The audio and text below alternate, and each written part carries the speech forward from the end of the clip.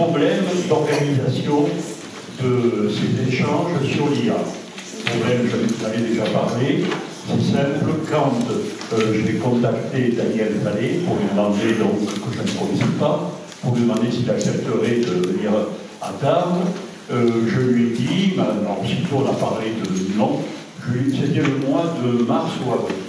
Donc on avait déjà parlé ici plusieurs fois de l'IA, mais jamais sans un enthousiasme, avec un enthousiasme fou de la part de beaucoup d'entre vous, et je comprends.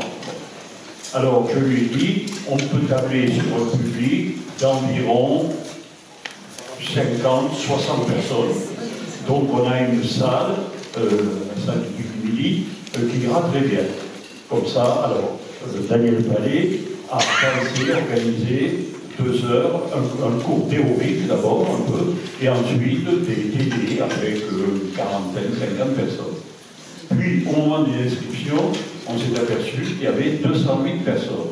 Alors, je pense d'ailleurs qu'entre le mois d'avril et le mois de septembre, il y a eu une évolution à propos de l'IA. Bon, certes, tout le monde craint cette nouvelle invention, tout le monde en a peur, on a tous les dégâts en tête, pas tous les dégâts, mais certains dans les écoles pour les jeunes et tout. Mais depuis, quand même, on comprend tous que l'IA fait partie déjà de nos vies et va en faire partie de plus en plus. Donc, il faut quand même bien connaître au moins le maniement. Donc, il y a cet engouement. Donc, aujourd'hui, il n'y a pas 200 personnes, il va y avoir environ 180 ici. Mais, parce que c'est les vacances aussi, donc il y a des personnes qui ne peuvent pas venir. Alors, comment organiser cela? Bon, on a trouvé une première solution pour le premier coup, louer ici les stades, puisque c'est le plus grand amphi de Tarbes, celui des stades. Et nous nous retrouvons aujourd'hui, on a pu convenir, parfait. Donc, Daniel Vallée va nous exposer pendant 2 heures, il va nous dire quoi tout à l'heure, des généralités sur l'IA. Pour la suite, c'est pour ça que je prends le micro. Après concertation entre Daniel Vallée et Annie Amer, à qui on a demandé d'être un peu la correspondante avec Daniel, puisqu'elle a enseigné avec Marc Elistegui l'informatique pendant très longtemps, et donc elle a organisé des cours, des TD et tout ça. Donc après concertation avec Daniel Vallée et Annie Amer, il est prévu les choses suivantes. Alors, ce n'est pas l'idéal. Hein. L'idéal, ça aurait été, à mon avis, ce qui était prévu au départ. Bon, mais comme c'est pas possible. Donc, aujourd'hui, nous sommes tous rassemblés. Pour les fois prochaines, on va diviser, d'après les personnes présentes, les cours, en groupes de 30 à 40 personnes, on a dit. Voilà, 30-40 personnes. Et chaque groupe aura droit seulement dans l'année à 2 heures de TD qui auront lieu à Jeanne-la-Roque. Donc c'est maigre, mais c'est ce qu'on peut faire. Par conséquent, voilà, en fait, c'est clair, je ne veux pas me répéter, tout le monde a bien compris. Vous auriez peut-être aimé, attendez de voir quand même, hein, pour le moment, on n'a pas encore entendu Daniel Vallée, peut-être qu'il sera trop savant pour nous, j'en sais rien. Mais pour le moment, donc, il y aura 2 interventions pour chacun d'entre nous. Une intervention aujourd'hui, tout le monde est là, et une autre intervention dans l'année, un mardi, à Jeanne-la-Roque, où là, pendant 2 heures, vous pourrez amener, bien sûr, vos ordinateurs, et ça sera en télé. Alors, après, ne pleurez pas trop, on verra pour l'année prochaine une meilleure organisation. Il y a peu de choses sur lui, et puis j'ai dit, pourquoi pas interroger ChatGPT. Voilà.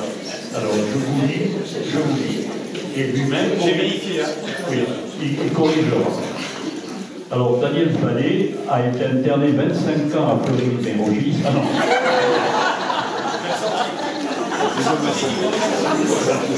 À la santé. Alors, donc, il y a sa photo. Ensuite, alors, plusieurs rubriques. Qui est-il? Daniel Vallée est intervenant dans l'enseignement des médias et notamment professeur d'histoire et d'économie des médias à l'Institut supérieur de journalisme de Toulouse, l'ISJT. Avant cela, son parcours professionnel a été dans le journalisme. Il a travaillé pour des titres comme Le Parisien, la presse professionnelle et la radio, et a été correspondant pour des titres de presse en Asie. Il intervient aussi dans des masterclass dans les secteurs de l'audiovisuel et des médias, par exemple à Toulouse, sur l'économie du cinéma et de l'audiovisuel. Domaine d'expertise. Histoire des médias et économie des médias, ce qui suggère une double compétence, à la fois historique, évolution des médias, et économique, modèle, marché. Un deuxième domaine d'expertise, les médias numériques, applications mobiles pour les médias. Dans sa bio, il est dit qu'il s'intéresse au développement d'applications mobiles pour les médias. Troisième domaine d'expertise, journalisme international, correspondance en Asie, montre une ouverture au-delà de la France. Quelques repères biographiques. Il exerce à Toulouse, à l'ISJT, 51 rue de la Colombelle. Le site, il était identifié par son nom complet, Daniel Fallet, dans la liste des enseignants. C'est ChatGPT qui a vérifié quand même. Un article de masterclass le présente comme consultant média, également professeur d'histoire. Bon. Pourquoi cette personne peut être intéressante? Alors, premier point, pour les étudiants ou professionnels des médias qui souhaitent comprendre l'évolution historique des médias, leurs enjeux économiques et les nouveaux supports numériques. Son profil semble pertinent. Pour deuxième raison d'intérêt. Pour quelqu'un qui travaille ou veut travailler en France dans le journalisme, la communication ou les médias, c'est un intervenant qui combine pratique, journalisme et réflexion. Troisièmement, pour une institution, une école de médias cherchant des intervenants, il pourrait être un bon contact. Comme une institution, comme l'Université du temps libre, qui est tout à fait remarquable. Ça, je l'ai ajouté. Alors, dernier point, limitation et point à vérifier. C'est ChatGPT qui parle. Je n'ai pas trouvé d'éléments très détaillés comme date de naissance, travaux publiés ou un CV exhaustif accessible librement dans les sources rapides de les consulter. Donc, les années de Fleury-Mérogis, il n'en parle pas. Le nom est assez commun. Il est possible qu'il y ait d'autres Daniel Fallet dans d'autres secteurs, et il faut s'assurer que les informations concernent bien la même personne. Si vous cherchez un Daniel Fallet dans un autre contexte, vinification, entreprise, il faudrait préciser pour que je vérifie. Alors, j'ai ta famille dans le Champagne. Bon, si vous le souhaitez, je peux retrouver une liste complète de ses publications, vérifier s'il a des travaux de recherche et trouver si son profil, etc. Voilà, je te cède la parole. D'où l'intérêt de ne pas publier son CV sur ChatGPT parce que effectivement, non seulement il peut le trouver, mais en plus il va pouvoir le partager. Donc c'est une belle présentation quand même de ChatGPT. La photo date un petit peu de 3 jours, ça correct. Alors, c'est une bonne présentation, effectivement, je suis un ancien journaliste, avant tout de presse écrite. Principalement, je suis arrivé dans la région avec Sud Radio, en fait, à l'époque où Sud Radio était encore à Toulouse. Ça fait maintenant 10 ans que j'interviens dans les écoles de journalisme à Toulouse, mais également sur Paris. Ce qui nous dit, c'est que j'interviens depuis maintenant un an, effectivement, dans les outils d'IA. Alors, pourquoi l'IA? En fait, il y a 3 ans, comme peut-être beaucoup d'entre vous, on a vu arriver ChatGPT, enfin moi j'ai vu arriver cette plateforme, en tout cas, ChatGPT, qu'est-ce que c'est que ça? Qui promettait d'écrire à notre place, en tant que journaliste. On s'est dit, tiens, intéressant, ça nous a surpris, qu'à la fin on s'est dit, ça m'étonnerait, hein, vous étiez aussi bien que nous. Donc on a regardé, j'ai regardé, évidemment, j'étais assez surpris. Donc du coup, je me suis formé avec un autre journaliste, que vous aurez l'occasion de voir, parce que je fais, entre guillemets, intervenir, Benoît Raphaël, qui est un ancien journaliste de Nice Matin, et on s'est formé avec d'autres, à la fois journalistes, et on continue, hein, parce que c'est sans fin, on apprend des choses tous les jours ou presque, c'est des fois même très fatigant. La première bonne nouvelle que je peux vous dire qu'on a appris la semaine dernière, c'est que ce sont nous, parce que j'en fais partie aussi, les seniors qui savons le mieux utiliser les outils comme ChatGPT, les outils, ce qu'on appelle les modèles de langage, par rapport aux jeunes. Par rapport à la jeune génération qui est plutôt à l'aise avec les réseaux sociaux, eh bien ceux-là sont en complète perdition, parce qu'on voit maintenant, il y a des entreprises malheureusement aux États-Unis qui licencient plutôt les juniors parce qu'ils ne savent pas utiliser les outils. On essaie de les former, dans les écoles maintenant, j'interviens depuis 1 an en outils d'IA, les étudiants en journalisme, Et je me rends compte qu'on a, effectivement, il y a beaucoup de boulot. Pourquoi? Parce que nous, les seniors, on a plus de réflexion par rapport à ces outils, réflexion de crainte, aussi, il ne faut pas l'oublier. Qui craint l'IA ici? Qui en a peur? Et c'est normal. On peut tous en avoir peur. Il vaut mieux en avoir peur. Pour justement, à la limite, mieux le maîtriser. L'objectif, en tout cas, nous, c'est ce qu'on a essayé en tant que journaliste, c'est de comprendre à la fois comment ça fonctionne, pour mieux le maîtriser. C'est ce qu'on essaye de faire dans notre métier, en tout cas, tous les jours. Malgré les difficultés qu'on peut rencontrer, bien évidemment, vous allez voir, je vous montrerai quelques exemples d'outils d'IA qui sont bien évidemment très mal utilisés. Parce que les outils, c'est comme un marteau. Un marteau, en général, c'est fait pour planter un clou, mais on pourrait vous en servir pour taper sur la tête de quelqu'un. Les outils d'IA, c'est exactement pareil. Si vous savez bien les utiliser, et c'est ce qu'on verra dans les ateliers, vous pouvez avoir des outils de très grande efficacité. Mais vous pouvez très bien faire également de la merde. Vous voulez savoir qui a déjà utilisé de l'IA ici? Plutôt des modèles de langage, type ChatGPT, qui utilise ChatGPT? D'accord, vous êtes content, satisfait? Mistral, qui utilise Mistral?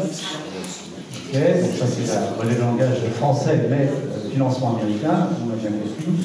Perplexity, quelques-uns utilisent Perplexity, donc ça ce sont les modèles de langage qui utilisent Copilot, Microsoft. Quelques-uns, ok. Gemini de Google. Voilà, il y a des gens qui travaillent avec de l'IA. Et ça, c'est ce qu'on appelle les modèles de langage, mais de toute façon, de l'IA, il y en avait déjà. Non, hein. GPS, vos applications bancaires, etc. Tout ça, il y a des outils d'IA, c'est des outils. Je parle toujours d'outils, en fait. Moi.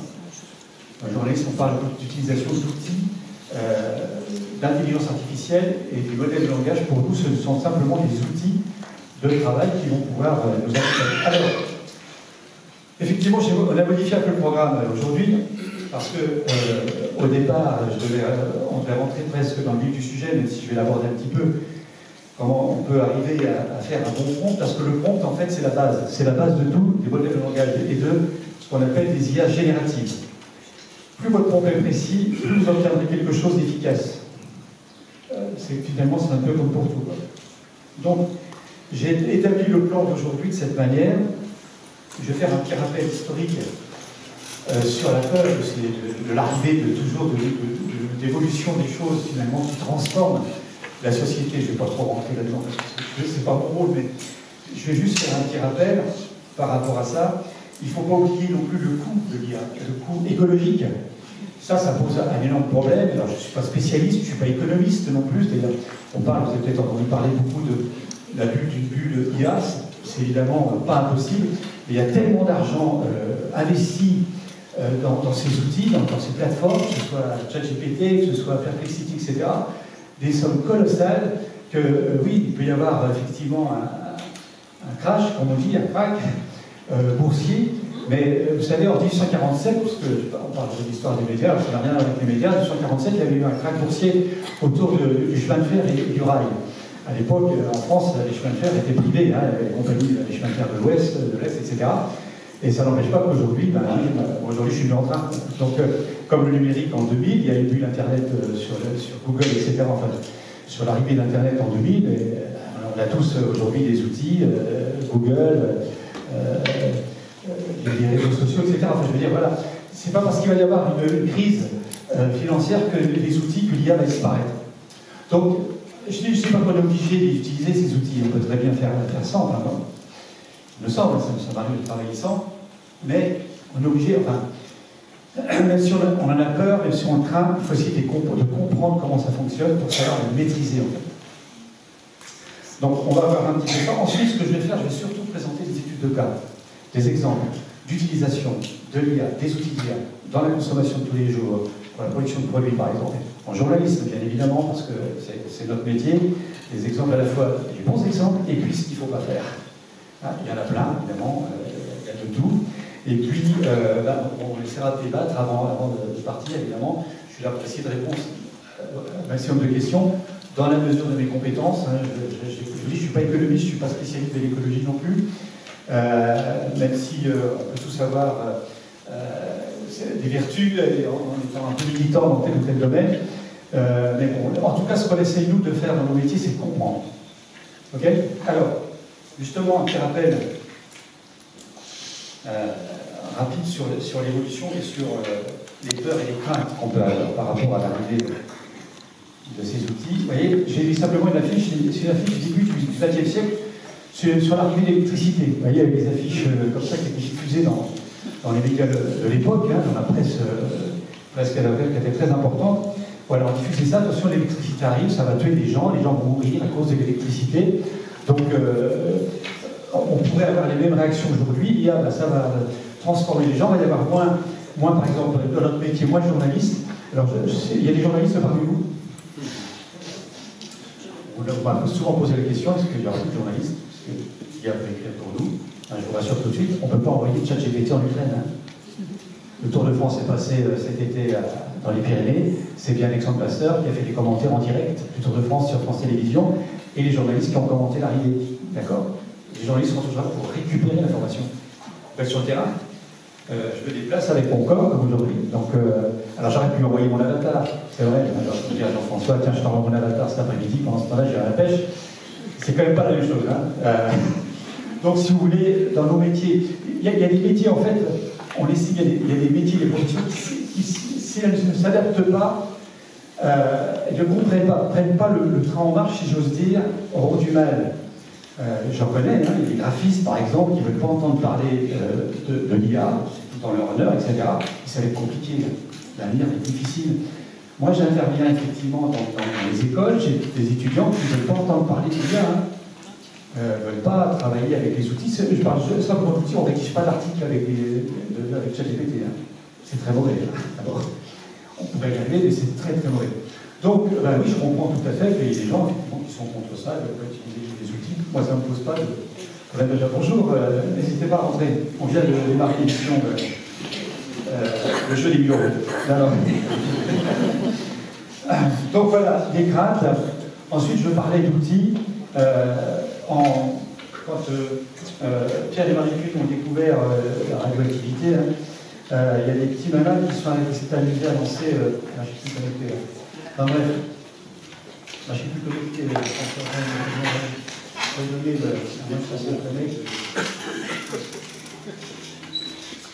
Ouais, je vais vous dire, c'est les petits malins qui avaient lancé des crèmes de la pommade à base de radium au début du XXe siècle, ça fait génial, quoi. Si je retrouve la page, non, ça c'est autre chose, c'est mon intervenant. Bon, c'est pas grave, c'est pas une importance capitale. C'était une pommade, ça s'appelait Radiotora, un truc comme ça. C'était donc à base de radium. Je sais pas si les gens étaient rayonnants après. Mais toujours est-il, voilà, c'est le genre d'outils qu'on avait mis en place avec l'arrivée de la radioactivité. Là, au niveau des outils d'IA, c'est un peu la même chose, quoi. Tout dépend de ce qu'on fait avec ces outils. Au niveau des craintes qu'on peut avoir, effectivement, c'est par rapport à la consommation électrique. Consommation électrique, consommation d'eau. On prévoit qu'en 2030, en termes de consommation électrique, ça va représenter un pays comme le Japon. C'est comme si on va créer un énième pays industrialisé, quoi. C'est énorme. Ça pose donc des problèmes. Et à ce jour, moi, en venant ce matin dans le train, je disais qu'il y a Google qui s'intéressait à la fusion nucléaire pour travailler sur les énergies, comment on appelle ça, plus responsables, on va dire ça. Hein.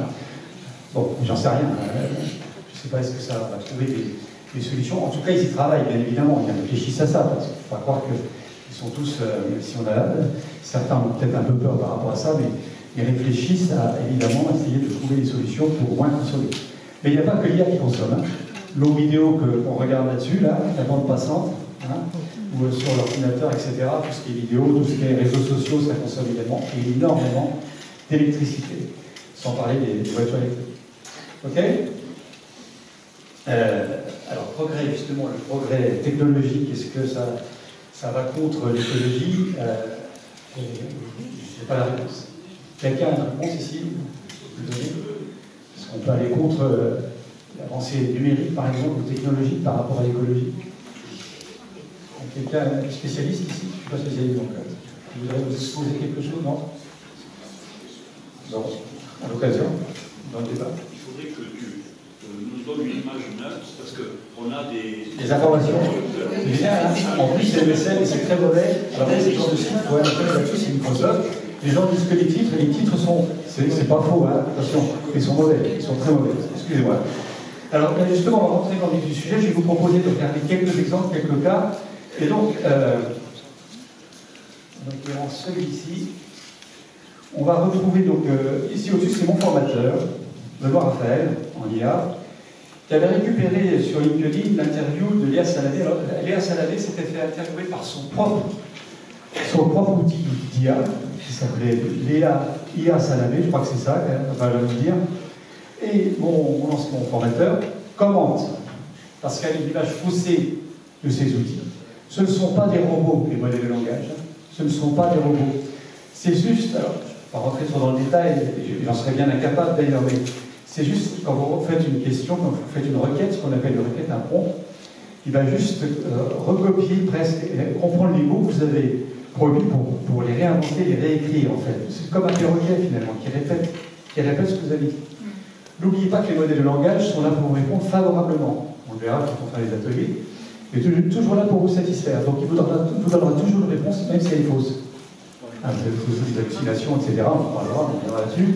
Bien évidemment, mais il est toujours là pour vous dire oui. Bien évidemment, pour vous satisfaire, pour vous revenir sans arrêt. Il y a des moyens de contourner. De contourner ou de contraindre. De mettre dans ces derniers retranchements, également.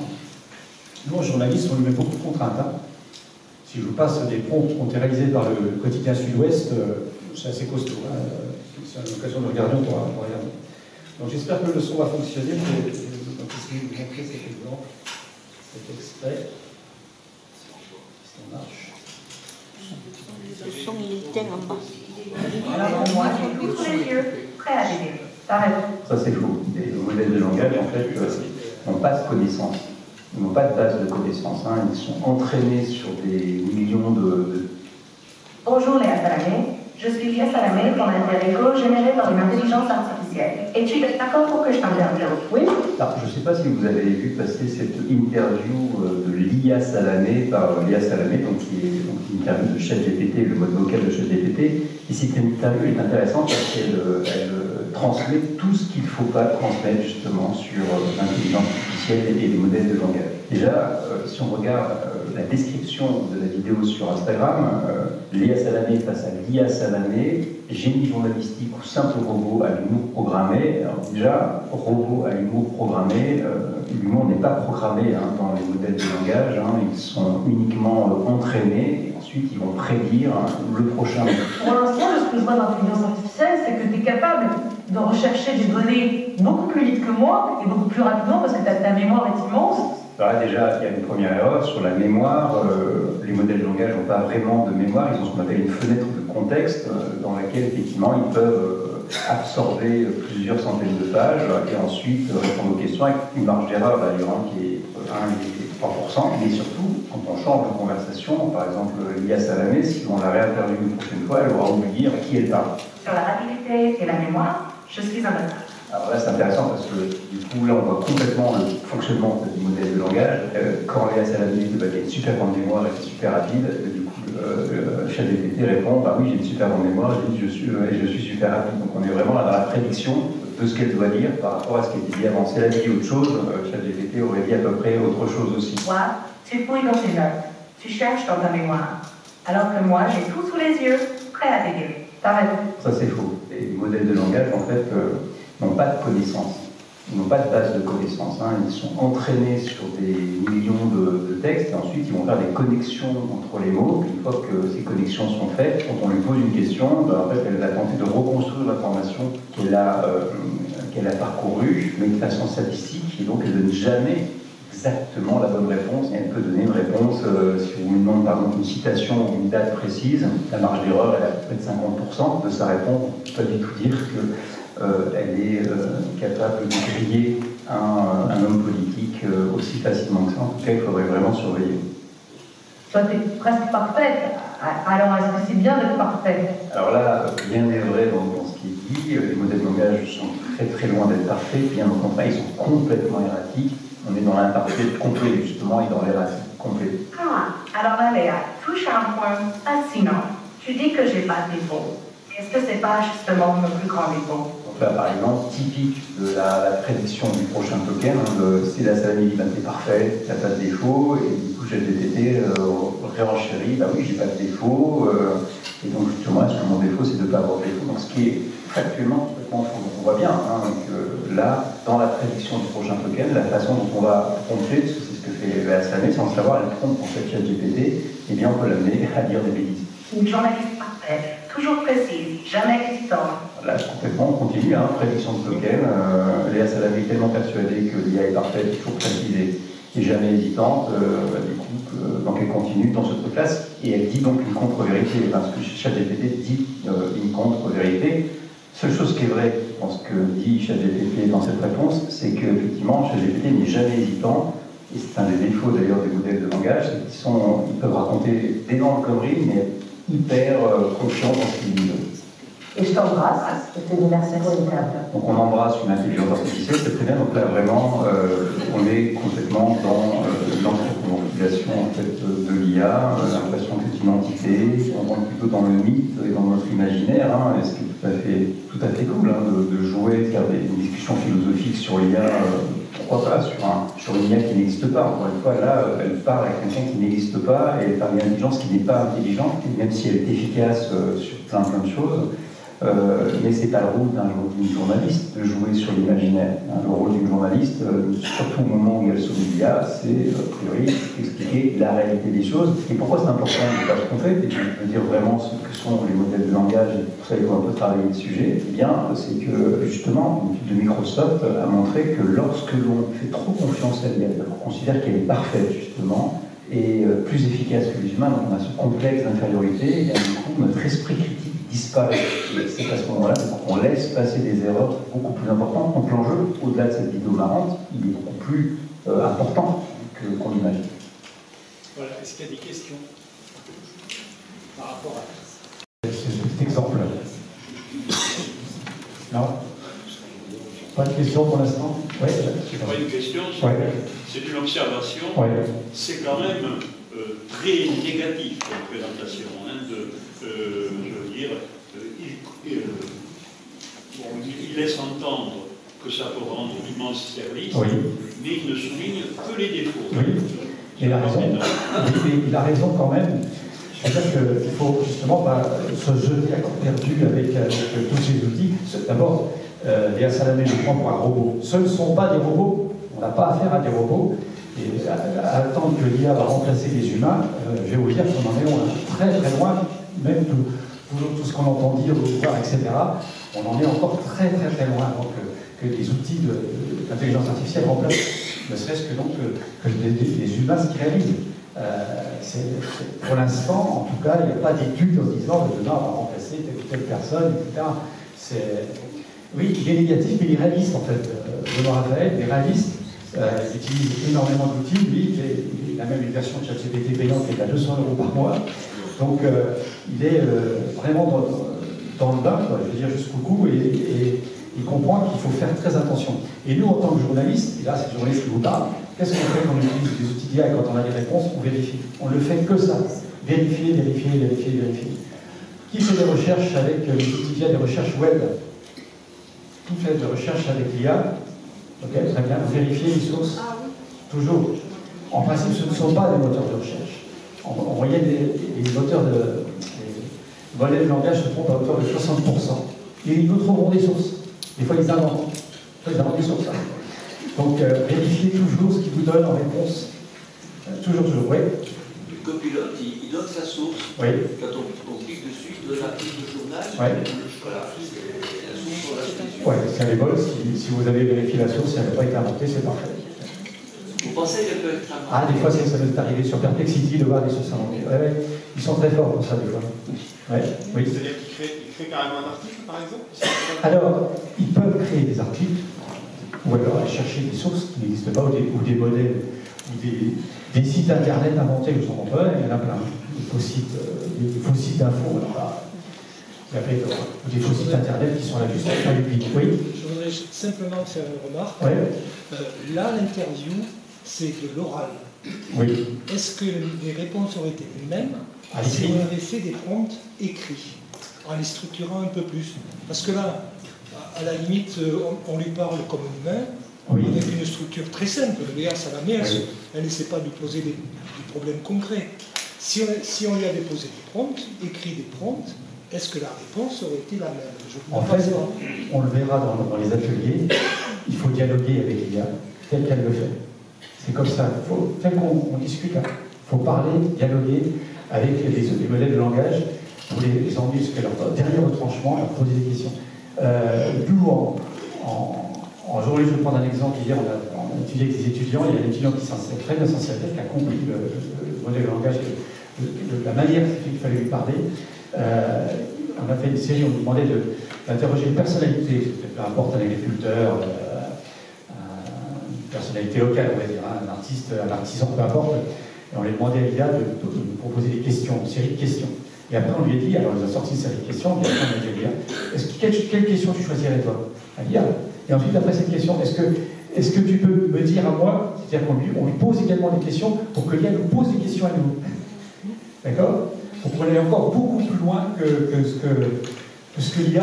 On ne s'arrête pas, si vous voulez, à un résultat.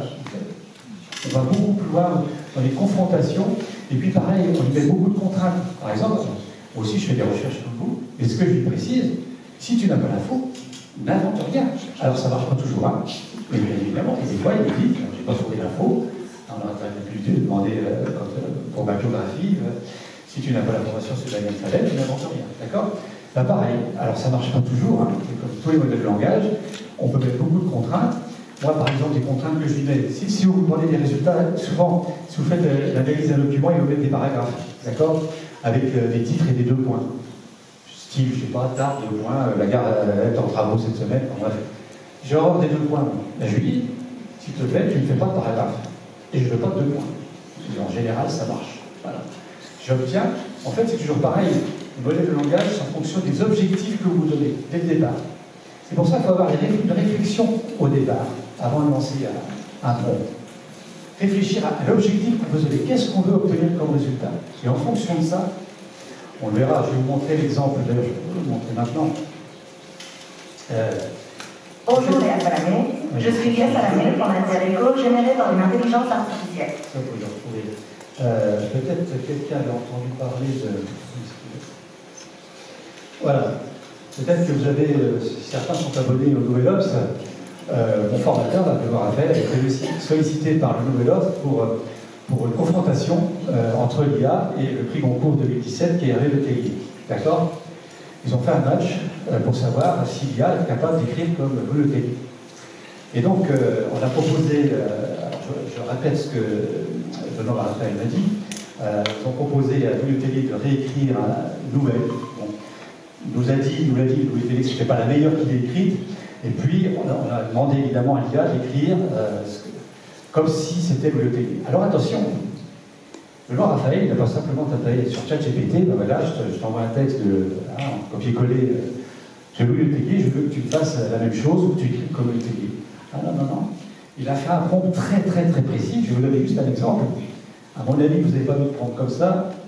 Voilà. C'est ça, le prompt pour Le Tellier de Benoît Raphaël. Écrit un texte de 3000 signes avec le style suivant, 2 points. Style. Structure, quotidien bancal, plus portail vers le surréel, plus détail méticuleux, rythme, phrase mesurée, plus discrétion de jazz, plus silence contemplatif, point de vue, 3e personne détachée. Alors, c'est pas lui qui a trouvé ça tout seul, à Benoît Raphaël. Il a fait travailler le modèle de langage sur le texte de Louis Le Tellier. Et le modèle de langage lui a sorti le style de texte qu'il y avait. Il y avait donc le style de discrétion de jazz, il y a des silences contemplatifs, etc. Il a reproduit le prompt, je ne vais pas tout vous lire, à la fin, il met simplement le texte doit parler d'un homme qui découvre un cadavre dans un miroir, pas dans la réalité, les contraintes imposées, comme je vous disais, première phrase, il aperçut dans son bureau le corps sans vie d'écrivain, dernière phrase, tout est pardonné, pensa-t-elle avant de disparaître. Ça, c'est les contraintes qu'il a imposées à l'IA. Attention, la dernière phrase doit s'enchaîner de manière cohérente, si elle pense, c'est qu'on raconte l'histoire à la fin de son point de vue. Là, je vous en donne qu'une petite partie, parce que le prompt, il fait 1 heure. Bon, je pense que vous écrivez des prompts de 2-3 phrases. Oui, on a des prompts qui durent 1 heure. Et J'ai rejoint un groupe sur WhatsApp, on va être 5 ou 600, je dois passer des prompts, j'ai dit, alors, moi, je ne peux pas faire ça quand même. Et le résultat, alors je n'ai pas là le résultat, mais vous retrouverez le Nouvel Obs si vous êtes abonné. Vous savez ce qu'a dit le Tellier? Il a dit, oh la vache. Il s'est dit quoi? Il a dit avec son éditrice, alors on était mauvais, alors il faut dire que son texte n'était pas très bon. Hein. Il a dit, ça veut dire qu'il va falloir qu'on se remette en cause, parce qu'on écrit de plus en plus finalement comme des jus de chaussettes, c'est son terme. Il va falloir qu'on travaille mieux en tant qu'écrivain, peut-être. Alors on ne va pas faire ça tous les jours, hein. On ne va pas écrire tous comme on pourrait très bien écrire avec le style de Victor Hugo. Il va falloir vraiment trouver le bon fond. Ça arrive, je connais des journalistes qui n'ont pas de style, qui ont réussi à trouver leur style. Je ne dis pas qu'ils écrivent comme ChatGPT, mais ils ont réussi. Vous avez des gens, des journalistes qui sont très doués pour récupérer de l'info, justement pour être sur le terrain, et qui ne savent pas les retranscrire. Ils ne savent pas comment les mettre en scène, finalement, dans un journal, ou sur un site web, ou en vidéo, voire même à la radio. Il y a les aider. Ça, c'est clair. Ouais. Ça, ouais. C'est pas une phrase qui est écrite avec ChatGPT. Oui. On est en JavaScript, là. Oui, parce qu'il a récupéré, en fait, ici, là. Donc voilà. Les petits, ce qu'on appelle des éditeurs, hein, qui sont, oui, les amis, parce que l'IA les a mis, en fait. Vous pouvez, avec des, je ne sais pas si quelqu'un a un ordinateur, vous avez des délimiteurs sur vos ordinateurs, vous pouvez très bien, si vous demandez l'analyse d'un texte, on le verra quand on fera les TP, analyser juste une partie du texte, des délimiteurs, et je veux que tu me sortes juste cette partie-là. Si ici parmi vous il y a des gens qui travaillent sur le rapport du GIEC, c'est très long, hein, je ne sais pas combien de pages, ben, vous pouvez très bien me demander, j'ai besoin juste des données chiffrées de 2024, hein, n'importe quoi. Il va vous sortir évidemment que les chiffres à vérifier, hein, toujours vérifier, hein, très important. Bon, voilà un exemple d'utilisation, vous pouvez retrouver ça sur Nouvel Obs. Hein. Je n'ai pas tout mis parce que voilà, il met carrément ma recette secrète pour générer le compte qui a battu plus concours. On fait ça un peu pour s'amuser, hein, pour voir.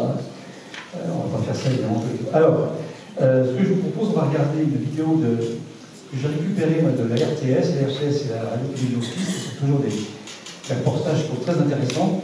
Et là, c'est plutôt le côté l'utilisation de l'IA dans la consommation tous les jours. Comment une fabrique, on va dire, de produits de soda a réussi à trouver une recette qui, grâce à l'IA, a produit un produit qui est sorti, qui est mis en vente. Bon, je vous dirai la suite peut-être après, parce que c'est pas toujours évident.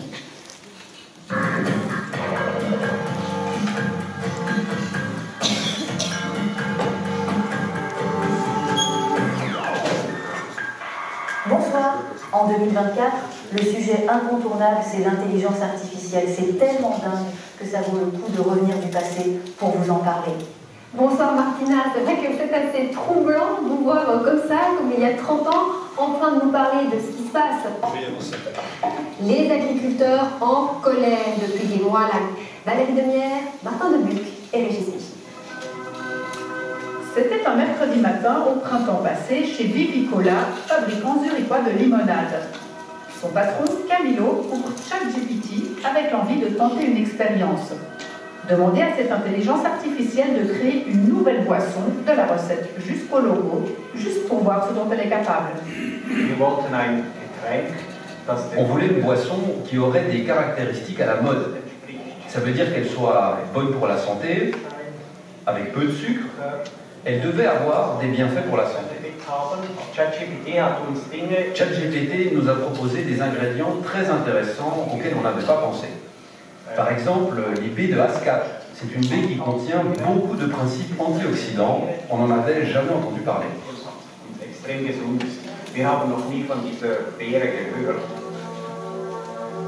Des baies de ASCAP, de la poudre de racines de chicorée, du gingembre et du citron. Camilo trouve cela bien surprenant, mais teste la recette et se filme.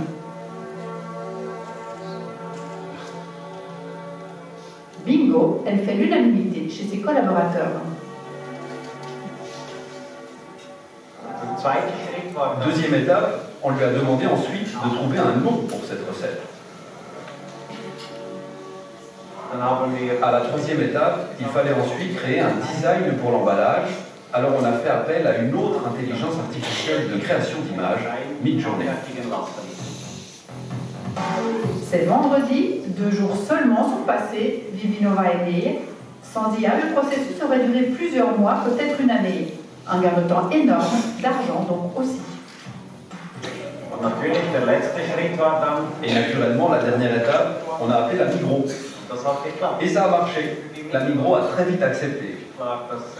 Pour Migros, c'est clair que ce qui était intéressant, c'est l'intelligence artificielle. C'est nouveau, on en parle beaucoup dans les journaux, c'est un super outil marketing pour faire de la publicité. Vivinova, cette boisson à la conception numérique, mais au contenu naturel, est désormais produite de manière industrielle à Zurich. Elle est surtout en vente en Suisse alémanique, mais on en a aussi trouvé dans cette Migros à Genève. Un concept unique? Eh bien non. Dans ce même rayon, on est tombé sur cette variante du Coca-Cola qui porte la mention co-créée grâce à de l'intelligence artificielle. Une boisson au goût indescriptible, le goût du futur de l'an 3000 selon son fabricant. Hello, I'm Bex Autonomous. The beer that made itself. Autre exemple, cette bière allemande, la Bex Autonomous, une bière qui s'est créée toute seule, c'est elle qui le dit. Beer for you humans to touch, smell and taste the future. Mais comment est-ce possible? Comment un système informatique peut-il désormais concevoir seul une recette? I'm Bex Autonomous. The beer that made itself. Avec une IA comme ChatGPT par exemple, il suffit de rédiger une question, le but à atteindre.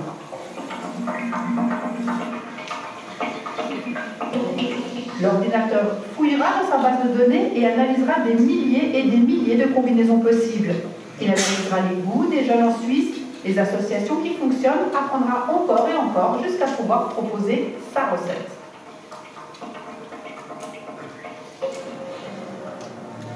Mais peut-elle vraiment déterminer nos préférences alimentaires, qu'on soit jeune, âgé, suisse, chinois ou new-yorkais?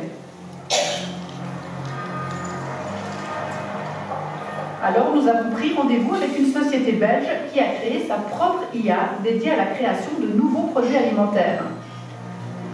Food Pairing est basée à Gand. Elle a pour clients par exemple Nestlé, Mondelez, Unilever, Danone. On leur a demandé de nous créer un nouveau chocolat. Et c'est la charmante et actuelle Emilia qui nous a reçus. Hello there. I'm Emilia, your friendly guide in the world of food product development. Hi Emilia. Bonjour Emilia, j'aimerais lancer un chocolat destiné aux millénials suisses. Launching a new chocolate product for millennials in Switzerland sounds exciting. When it comes to chocolate bars, millennials in Switzerland have a few key needs. They often seek out products that not only satisfy their taste buds, but also offer health benefits.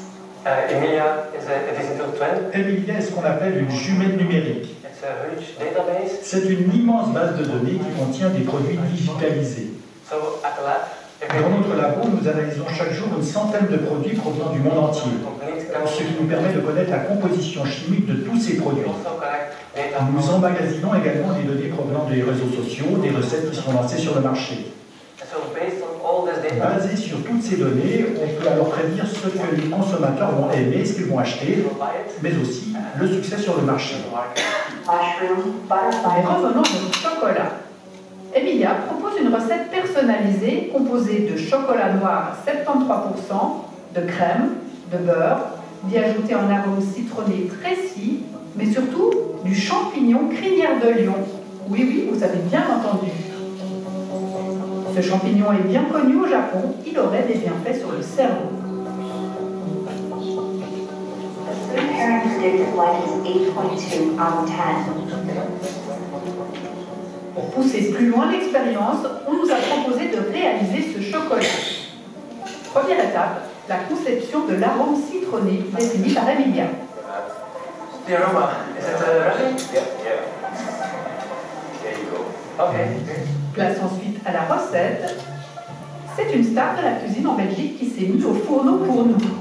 Il est l'un des fondateurs de la société, mais aussi un chef étoilé Michelin, spécialiste des associations gustatives. So, to start, pour commencer, on met la poudre de champignons dans la casserole. On ajoute de la crème. So it's just infusing the cream. On fait infuser la crème et les champignons. When it boils, just pour it. Quand ça bout, on ajoute le chocolat et on mixe le tout. Mais mélanger ces deux ingrédients, ça ressemble un peu à de l'humour belge, non? En effet, c'est pas commun de mélanger ces deux ingrédients. J'avais jamais vu ça auparavant, mais ça doit probablement exister.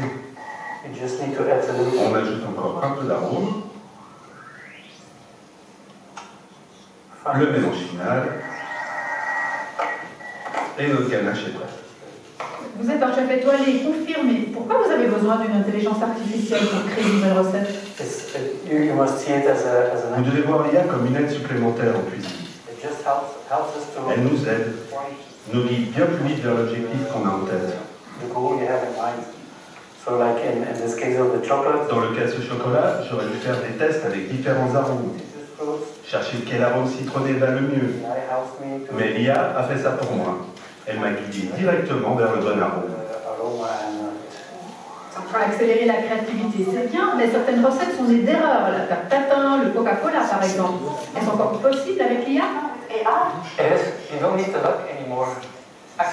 toujours. Et vous n'avez plus besoin de chercher, comme toutes les possibilités sont envisagées.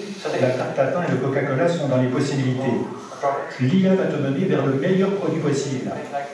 Dans la nuit, on fait 2 millions de formulations, ce qui est impossible dans le monde réel. Et parmi ces 2 millions de formulations, il y aura le nouveau Coca ou le nouveau Red Bull.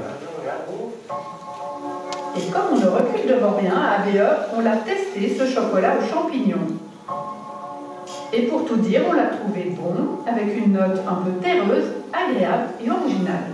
Même au début, moi je trouve à la fin. Si on n'avait pas parlé de champignons, on aurait trouvé.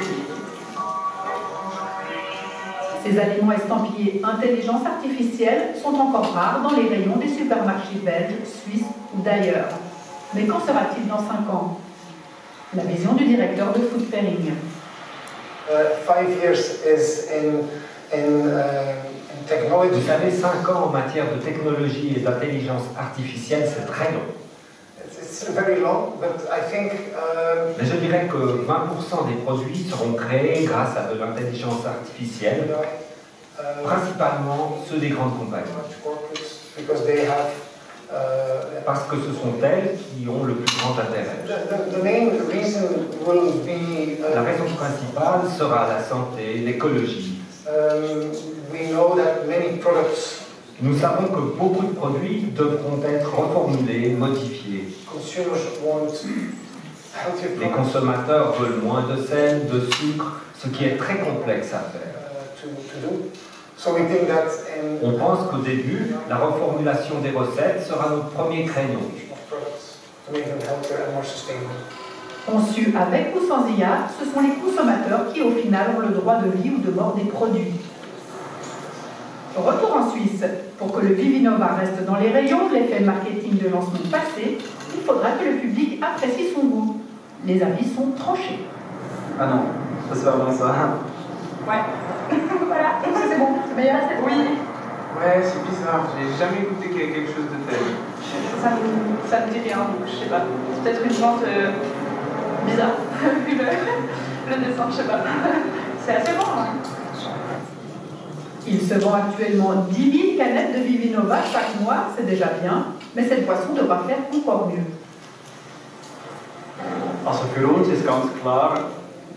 Pour nous, c'est clair. Il faut que Vivinova fonctionne dans la Suisse entière. On ne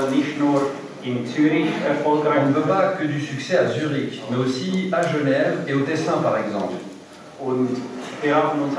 On s'est fixé pour objectif de vendre 180 000 canettes par an.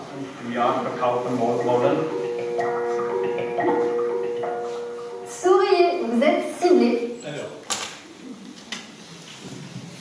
Pour info, j'ai contacté la société Vivinova, le reportage du mois de mars. Évidemment, je voulais goûter cette canette. Bon, ils n'ont pas le droit de la vendre en France, et puis surtout, ils ont arrêté la production. Parce qu'en fait, le problème, il est là, c'est bien gentil. Hein.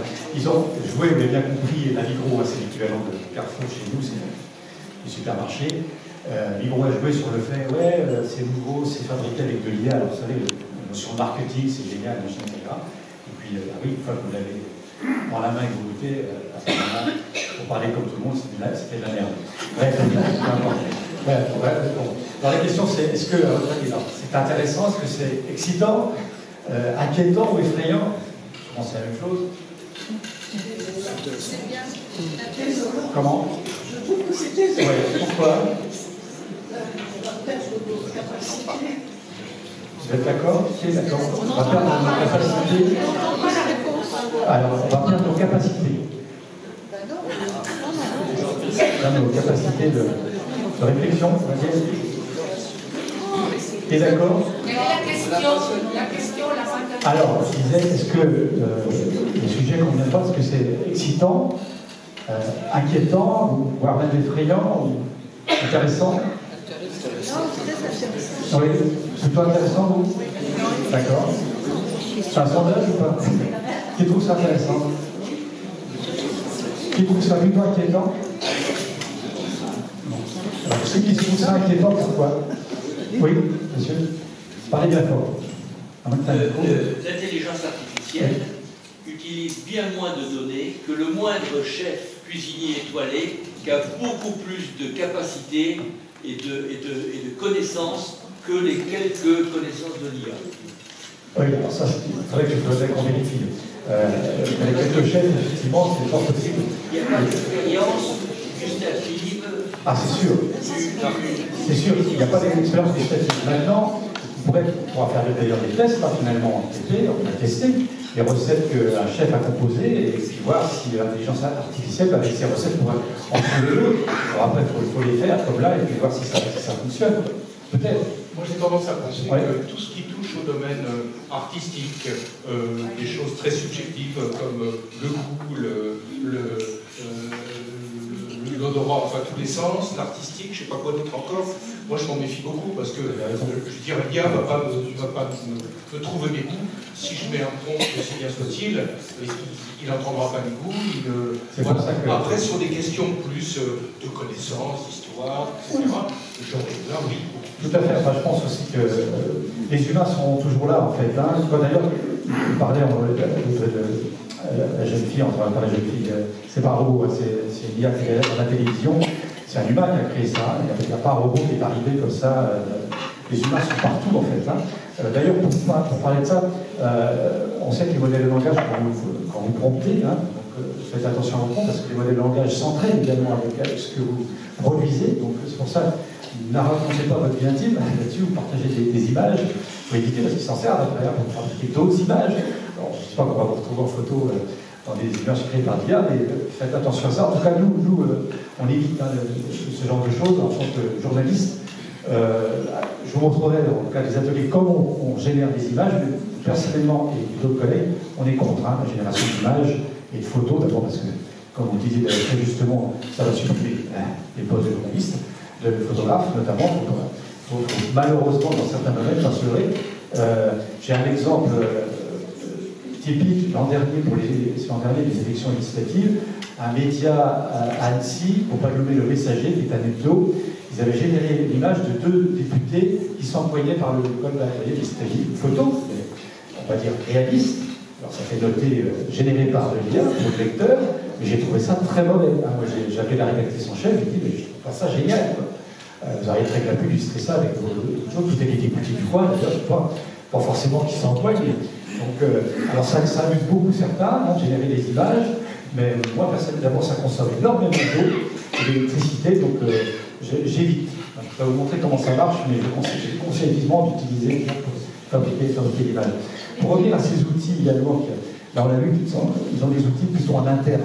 Et ça aussi c'est très important. On a des entreprises, parce que ChatGPT, vous l'avez bien compris, ou Perplexity, ou à part Mistral et encore la plupart des outils de ce que vous notez quand vous faites vos requêtes, les données par le côté de l'Atlantique, on est bien d'accord. Donc il y a forcément des entreprises qui ne souhaitent pas les données par le côté. Donc dans les médias, on en a un principal qui est Ouest France. Ouest France, ils ont créé leur propre modèle de langage en interne. Les journalistes ont l'interdiction d'aller sur ChatGPT.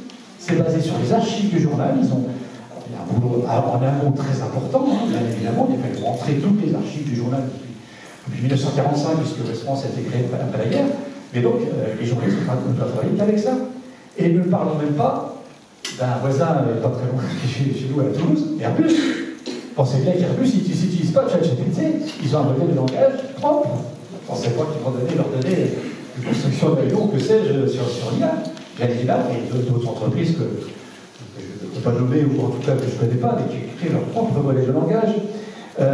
Pour parler d'outils justement qui restent, on va dire, sur notre sol, nos contrées, un outil qui pourra peut-être vous intéresser, que j'utilise ou qu'on utilise en tant que journaliste, il s'appelle Dict.ai. En fait, c'est un transcripteur d'interview. Par exemple, ici, j'aurais très bien pu vous enregistrer la séance. Il reconnaît en plus chaque personne qui parle, et ça me permet ensuite de la transcrire. Je ne passe plus, quand je fais des interviews de 30 minutes de quelqu'un, je ne passe plus cette capacité à retranscrire de A à Z l'interview. Hein. Tout est enregistré et tout est transcrit du premier mot au dernier. Comme ça, je perds aucune trace, aucun mot, parce que vous savez, quand on note, surtout, je me souviens, quand on est journaliste, on note, on écoute des fois à peine l'interlocuteur, des fois on pense déjà au prochain titre, etc. Enfin, bref, là, on ne loupe rien. Et l'avantage, c'est que cette boîte Dict.ai, c'est un gars de Besançon qui a créé ça, comme on dit, et les données restent ici, quoi. Ça reste en France. Donc on pense à ça aussi. Hein. Alors, pour l'instant, on a très peu de modèles. Alors, Mistral, oui, mais Mistral, ça part quand même de l'autre côté, parce que c'est financement américain. Mais il faut qu'on essaye de garder une espèce de souveraineté. Alors, je ne vais pas défendre spécifiquement la France ou l'Europe, mais il faut qu'on réfléchisse tous à ça, quand même.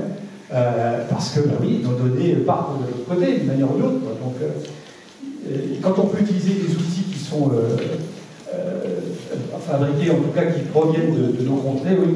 Ça n'empêche pas que ce qu'on oublie souvent de dire, ben, c'est les Américains, mais de l'autre côté, ce sont des Français ou des Européens qui sont partis. Hein. La présidente qui dirige OpenAI de ChatGPT, c'est une femme qui est de la région d'ailleurs, qui est de Toulouse. Hein. Et il y a des Français et des Européens qui sont dans toutes ces boîtes en fait. Hein. Nous en Europe, enfin, je ne sais pas relancer le débat là-dessus, et voilà, un peu, comme d'habitude, on a passé le cadre. Yes. Est-ce que je peux revenir? Vas-y, oui, vas-y. Un court instant. Non, contradiction, et rentrer et dialoguer avec elle en fait. Parce que vous avez des fois des réponses toutes faites, vous pensez que c'est ça, en fait c'est ça, c'est parfait, comme vous disiez, on ne se trompe pas, en fait c'est ça, c'est pareil. Donc, en tout cas, nous en tant que journaliste, des fois on ne comprend pas du tout ce qui est les résultats qu'on a. Vous voyez comment on s'en sert en transcription, hein, comme je parlais avec cet outil, on s'en sert notamment pour trouver des angles d'articles, quand on a des fois un trou, comme on dit, la titraille. La titraille, ça nous permet d'améliorer ce qu'on appelle les audiences sur les sites web. Grâce à l'IA, on met les audiences, les types d'audience qu'on a, on fait tel journal, on va prendre ici la Nouvelle République des Pyrénées, je voudrais améliorer ce titre sur un article que je viens de réaliser sur les pneus, je sais pas quoi. Voilà, et là, on va proposer une série de titres, mettons une dizaine de titres possibles pour améliorer l'audience, et que je prendrai ou je ne prendrai pas. Parce que souvent, les titres, je ne sais pas si vous avez déjà fait le test, ChatGPT, sont quand même pas très bons. On lui dit, je lui dis. Des fois, je regarde, hein. Ouais. Oui, là-haut. Un contre-exemple, vous dites là, sur Philomag, le mois dernier, oui. Il y a eu un dossier. Oui, j'ai vu. Vous l'avez vu? Oui. Et il y a un philosophe qui interroge l'IA, et elle se contredit entre le début et la fin de l'interview. En me posant des questions à la Eh oui. franchement, en fait, elle se contredit complètement. De toute façon, c'est pareil, c'est régressif, l'IA. C'est-à-dire que plus vous allez lui poser une question sur le même sujet, plus ça va être mauvais en fait. Et si vous avez déjà fait le test pour une image, pour changer, vous allez lui demander de générer une image, vous lui demandez de la changer parce que vous ne la trouvez pas géniale. La plus ça va aller, l'image va jaunir. C'est régressif en fait. Il faut que vous reposiez un autre prompt pour améliorer le processus, on va dire. Et oui, en plus, alors je ne sais pas si on a le temps aujourd'hui, il y a ChatGPT en particulier, il y a des types de langage terribles. Quand on observe bien, on a l'habitude. Hein. Toujours très enthousiaste, c'est toujours génial, j'ai toujours une conclusion à la fin, des phrases qui ne veulent rien dire. Je vais vous prendre rapidement deux exemples au début qui est arrivé. Évidemment, dans les écoles où j'intervenais, il y a des étudiants évidemment qui ont utilisé l'IA. Il y avait 3 étudiants, j'avais demandé un exercice, c'était pourquoi faire un commentaire sur un film L'homme à la caméra, je ne sais pas si ça vous parle, bref. Donc ils ont utilisé l'IA, on était au début. Moi j'ai remarqué parce qu'en fait, les 3 gars sans se concerter, ils ont tapé la même chose, le même prompt. Ça, j'aurais attendez, pas utiliser l'IA.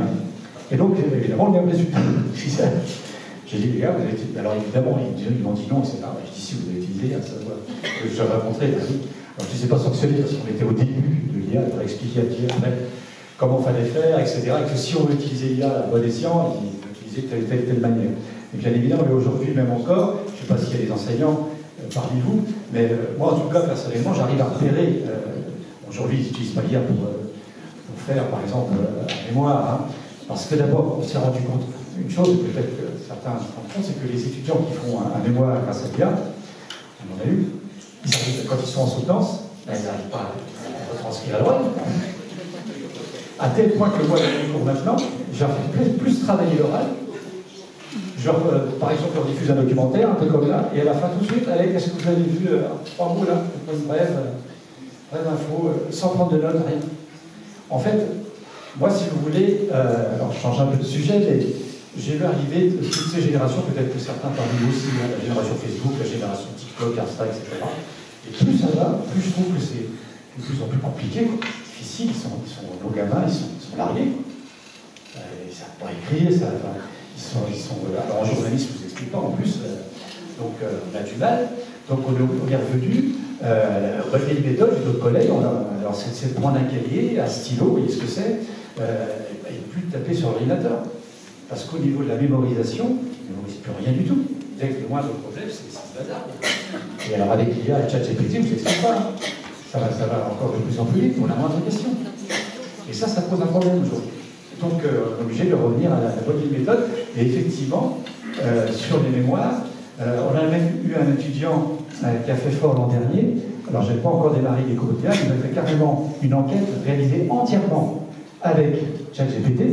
Mais le pire, il a fait, c'est qu'il a fabriqué une interview, fausse interview, non, quelqu'un qui était au ministère de la Culture, une personne qui existe réellement, mais qui n'a jamais eu au téléphone.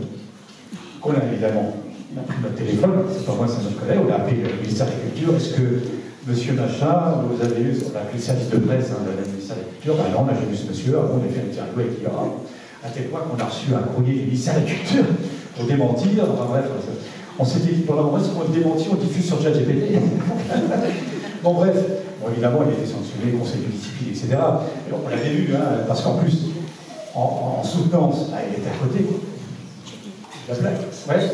Justement, ce que l'IA va dans ce sens générer des fake news, et en plus, les étudiants, comme vous dites, les jeunes de nos jours, ils vont perdre leur capacité à penser parce qu'ils vont réfléchir en fonction de l'IA. Mais c'est pour ça que je disais en début que je trouve à nous les plus à même de mieux comprendre comment fonctionne l'IA, de faire des prompts plus adaptés, parce qu'on aura plus de réflexion. Ils n'ont pas de réflexion en fait.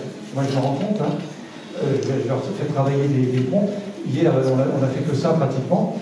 Sur une classe de 20, il y en a 2 qui ont bien compris le modèle de langage, le dialogue qu'il faut avoir avec, etc. Et puis les autres continuent à taper leur prompt, on va dire, classiquement, quoi. Je veux dire, voilà. Ils vont y arriver, je pense, au bout d'un moment, on va y arriver quand même. Mais c'est complètement différent, quoi. Donc, voilà, parmi les exemples. Pouvez-vous redire le nom du système que vous employez, la dictate? Addict, alors c'est comme dicté, dicte.ai. Voilà, alors c'est 2 heures gratuites par mois, d'accord. Après c'est payant, c'est 22 heures, c'est 22 fois par mois.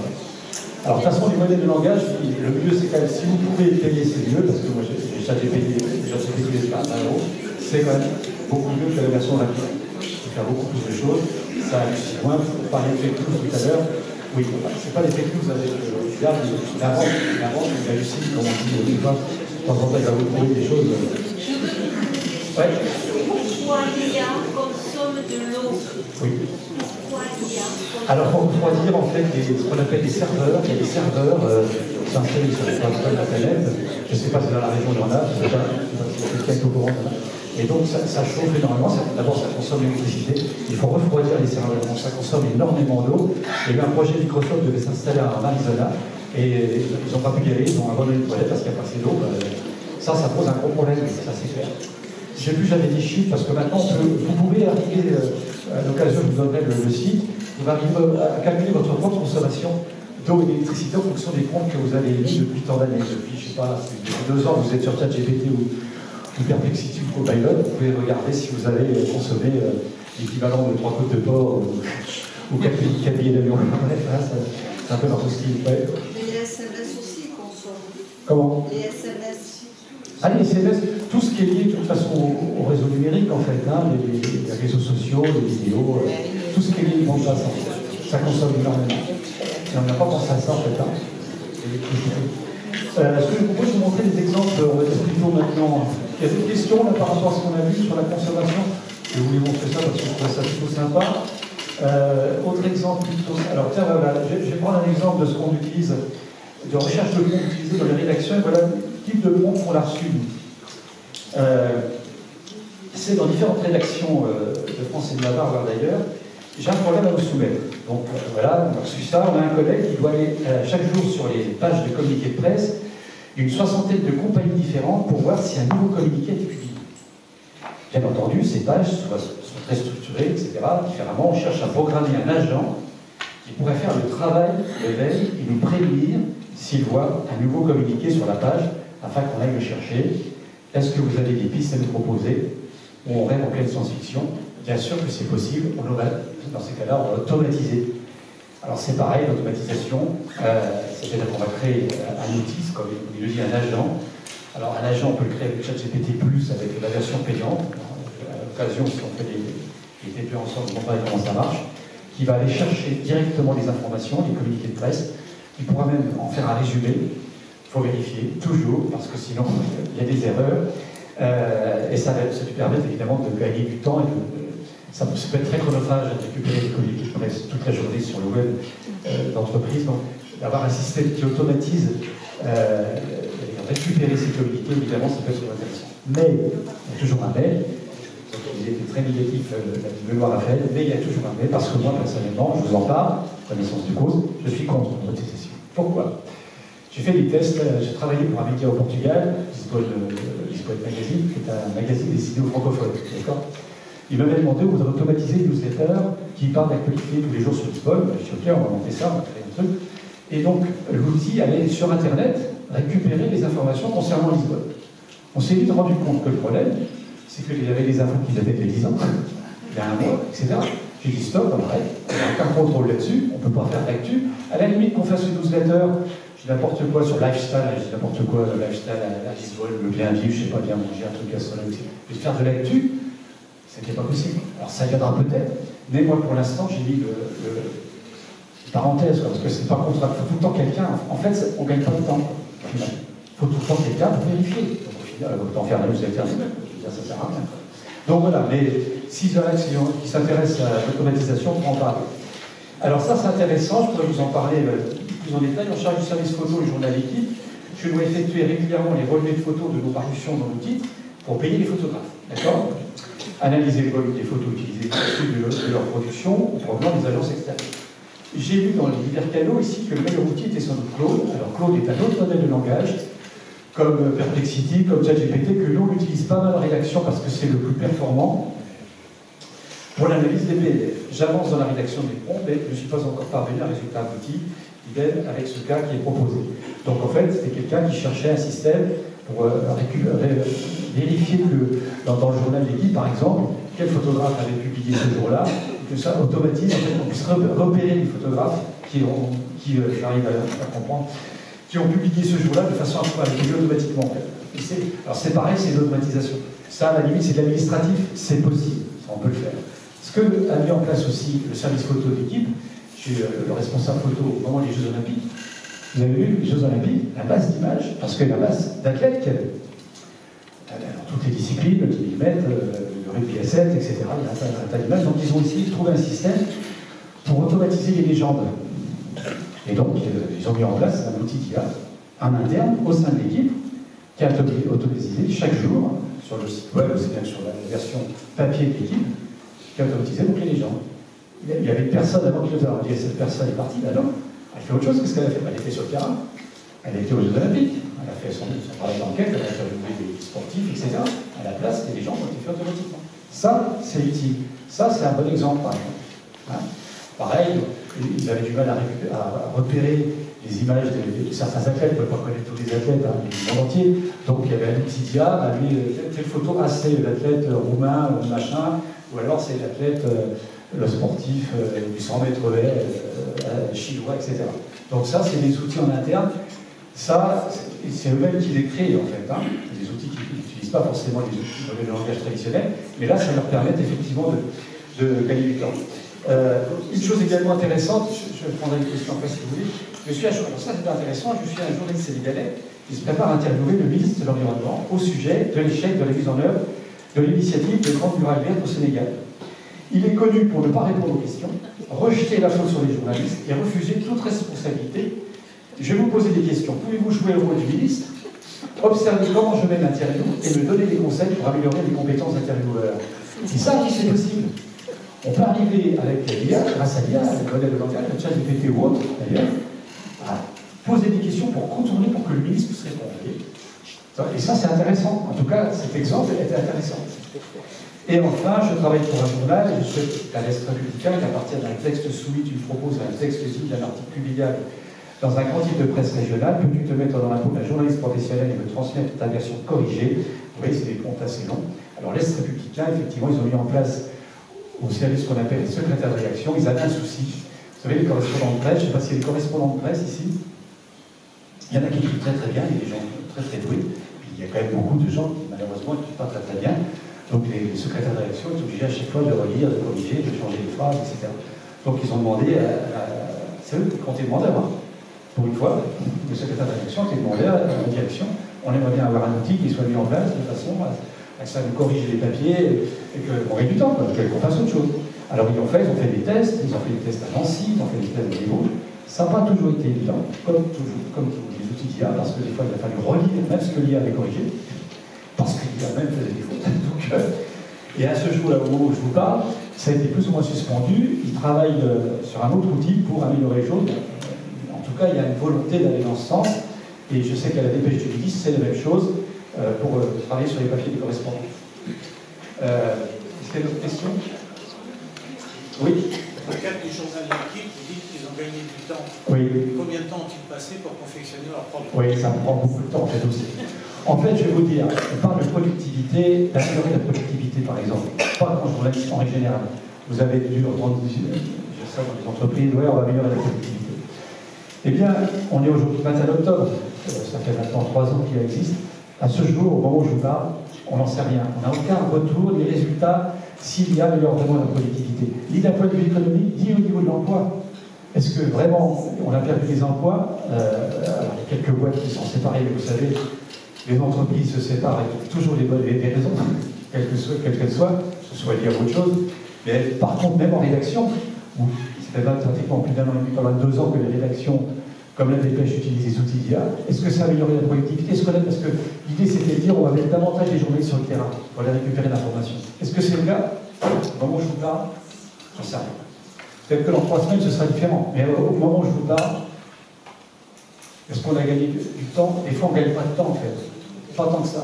Pas tant que ça. D'autres exemples, est-ce qu'il y a d'autres questions? Des exemples plutôt. Alors qui n'ont rien à voir avec le journalisme. Alors par exemple, une campagne publicitaire qui a été réalisée avec de l'IA, bon ça c'est plutôt marrant. Ça on peut le faire, quoi. C'est une assurance pour les animaux, qui a été faite d'ailleurs en Suisse. Voilà, ils ont réalisé. Tout ça c'est fait avec de l'IA, avec la production d'image. Je dirais que ça c'est possible. Je veux dire, quelqu'un a travaillé là-dessus, il a fallu évidemment faire un plutôt classique comme ça fait partie des choses plutôt effectivement qui peuvent être marrantes et voilà. Les choses les plus sympas. Qu'est-ce que j'ai dit autrement? Ça. Ah oui, alors les faux sites d'info. Alors par exemple, les faux sites d'info, la dernière 3, le direct Normandie, Bourgogne-Franche-Comté, Sud-Ouest direct, ça c'est vraiment des faux sites réalisés avec de l'IA ou sans IA. Souvent ce sont nos voisins, nos amis, comment on dit, russes. Qui fabriquent ça, ils ont un modèle qui s'appelle la Pravda, et donc avec ça, il y a 90% des fake news qui sont envoyés à l'Occident sont russes. Voilà. Donc ça, ce sont 3 faux sites d'infos. Donc méfiez-vous. fiez-vous, en tout cas, s'il y en a qui suivent beaucoup l'info, fiez-vous aux médias dits traditionnels. Que ce soit Le Monde, je ne sais pas, Le Figaro, etc. Évitez les faux sites qui sont un peu particularité, alors voilà un site internet, effectivement il existe par milliers, voilà. Mais ce site, sa particularité, il est entièrement réalisé avec de l'IA. Les vélos n'existent pas évidemment, ils ne sont même pas achetables. Je vais montrer un copain qui fait du vélo, il me dit c'est n'importe quoi, parce que les vélos sont à la fois des freins à disque et des freins à patins. Donc très bien, c'est où à disque, il y a des cyclistes parmi vous, le saurez. En fait, même les guides d'achat ne vendent rien. L'objectif de la création de ce site qui a été entièrement réalisé avec de l'IA, c'est simplement pour faire du clic et gagner de l'argent. Voilà. On ne sait pas qui crée ça, on ne sait pas qui est derrière tout ça. Donc, ils ne vendent rien, ils ne vendent même pas de vélo. C'est simplement faire du clic. J'avais un ancien collègue qui avait créé aussi un site internet, il s'est fait amuser juste pour voir, il avait créé un site qui s'appelle Cuisinérama, à base de recettes, donc il ne s'en occupait pas, et donc le site générait pratiquement. Alors on dit tout seul, il était quand même un peu derrière, des recettes, et les recettes, il y avait des recettes à base d'œufs de brebis. Donc,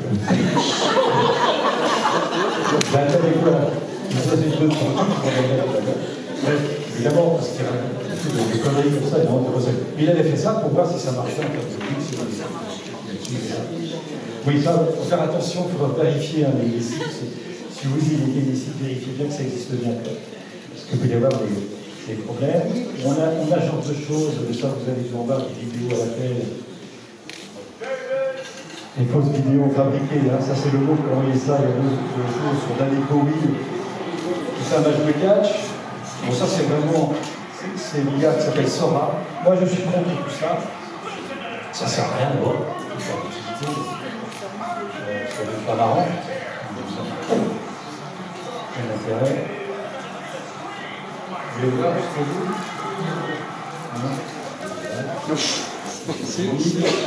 Juste une chose. Alors voilà, en termes de fake, enfin c'est pas de la fake news, hein. Ce sont des avatars qui présentent le journal aux États-Unis. Donc cette femme n'existe pas. Donc vous allez voir une série de présentateurs qui sont censés présenter le journal. Les infos sont réelles, par contre. D'accord. C'est Shine One. From global news to finance to entertainment, we'll show you how technology enables us to bring you a global perspective 24/7, right from the heart of our AI native newsroom. All presented by our team of AI-generated reporters. Voilà. Tout ça, donc, les présentateurs générés par des bruits. Sur les images précédentes, en particulier avec David Bowie, c'est vrai que pour nos générations, c'est rien du tout. Demandez la même chose à des jeunes de 10 ans, de 12 ans, de 14 ans, sur TikTok, ils sont fanats d'images. Ah mais c'est clair, c'est clair. Donc voilà. Même si ça se voit, nous on le voit tout de suite, souvent, parce que on voit au bout d'un moment, même là, vous voyez bien, les présentateurs, on voit que c'est de l'avatar. Enfin, je ne sais pas si vous êtes d'accord avec moi, mais... Alors d'ailleurs, ça fait plus d'un an et demi que ça a été lancé, ça ne marche pas en fait. Ça marche pas, ils pensaient, ils ont mis ça sur les réseaux sociaux, il y en a plein aussi en Asie. Hein. En Asie, ils sont inondés de journaux produits par les avatars. La difficulté, c'est quoi pour ces présentateurs, à votre avis, qui délitent finalement de l'info comme ça, toutes les heures s'ils veulent? Là, ils ne peuvent pas faire de direct. Ils ne peuvent pas commenter le Tour de France, les gars. C'est une info qui est préenregistrée à l'avance. Souvent, c'est produit une heure avant. C'est-à-dire que si entre 9h et 10h, c'est pour une catastrophe, le journal de 10h, il ne peut pas la raconter. Sauf à s'afficher, c'est un truc très très rapidement. Et ça, c'est plutôt en décroissance aux États-Unis, ces histoires de présentateurs d'infos, et en Asie aussi. Les gens ne sont pas dupes en fait. Hein. Que ce soit les jeunes de la génération d'après. Pourtant, il y a une actrice qui a été créée, qui s'appelle Tilly Norwood. Elle a été présentée au Festival du film de Zurich en Suisse, le samedi 27 septembre. Et a priori... C'est une actrice? C'est bien. Alors ça, c'est le risque aux États-Unis, dans le domaine, vous parlez de l'art, tout à fait, le cinéma. Moi, je ne sais pas, il y a des infos que, évidemment, il y a des producteurs qui pensent à évidemment remplacer des acteurs qui coûtent très cher par de l'IA, par des actrices et des acteurs produits par de l'intelligence artificielle. Est-ce qu'au final, on va au cinéma pour voir ça? J'en sais rien. Par contre, aujourd'hui, produire un film qui dure 1h30 en IA, 30%, 50%, c'est quand même long, hein, je veux dire, faire de l'image produite en IA, ça consomme, hein, énormément. Faire un film de 10 minutes en IA, il n'y a pas trop de problème, de 8 minutes comme là, ça doit être 4 minutes, mais 1h30, 2 heures de film, rien qu'en intelligence artificielle, ça, à mon avis, la chose, ça arrivera. Oui. Un film d'animation pour les enfants va sortir prochainement sur les écrans et qui est complètement généré par l'IA. Il fait 1 heure, il fait pas long. Oui, 1 heure. 1 heure encore, c'est possible. C'est l'animation. Les doublages aussi. Les doublages, bah oui. Tout ce qui est traduction, en fait. Vous savez déjà que là, vous pouvez traduire tout ce que vous voulez avec le l'IA. Donc, bien évidemment, nous, on en fait un peu de transcription pour les médias qui sont basés, par exemple, à la frontière. J'ai discuté avec des radios en Catalogne, bah oui, ils ont commencé à faire des transcriptions en français ou en catalan ou en espagnol pour les sourds malentendants, par exemple. Ça, c'est utile. Vous voyez, par exemple, ça, c'est une bonne initiative. Hein, ça facilite, on va dire, l'échange avec les voisins français ou espagnols. Et ça, c'est bien. Donc, la transcription, la traduction. Alors, la traduction, c'est sûr que les traducteurs, on a dit ça, c'est compliqué pour les traducteurs. Les traducteurs, parmi nous, non? Oui. Alors, qu'est-ce que vous en pensez? Alors, fin 70, fin des années 70, dans le syndicat des traducteurs, on avait déjà pensé que notre métier allait disparaître. C'était les premiers ordinateurs, donc on pouvait changer des mots, faire des choses comme ça. Mais là, je vois que maintenant, notre métier ne peut plus exister, c'est fini. Aussi bien en traduction qu'en interprétation. Vous voyez pas, si vous utilisiez l'IA, par exemple, vous auriez une idée comment vous pourriez l'utiliser au travers de votre métier?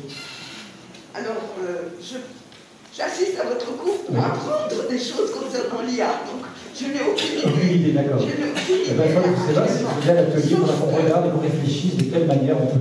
Il y a peut-être, évidemment, comme ça, je n'ai pas idée précise, mais il y a peut-être des choses à faire, on n'en sait pas.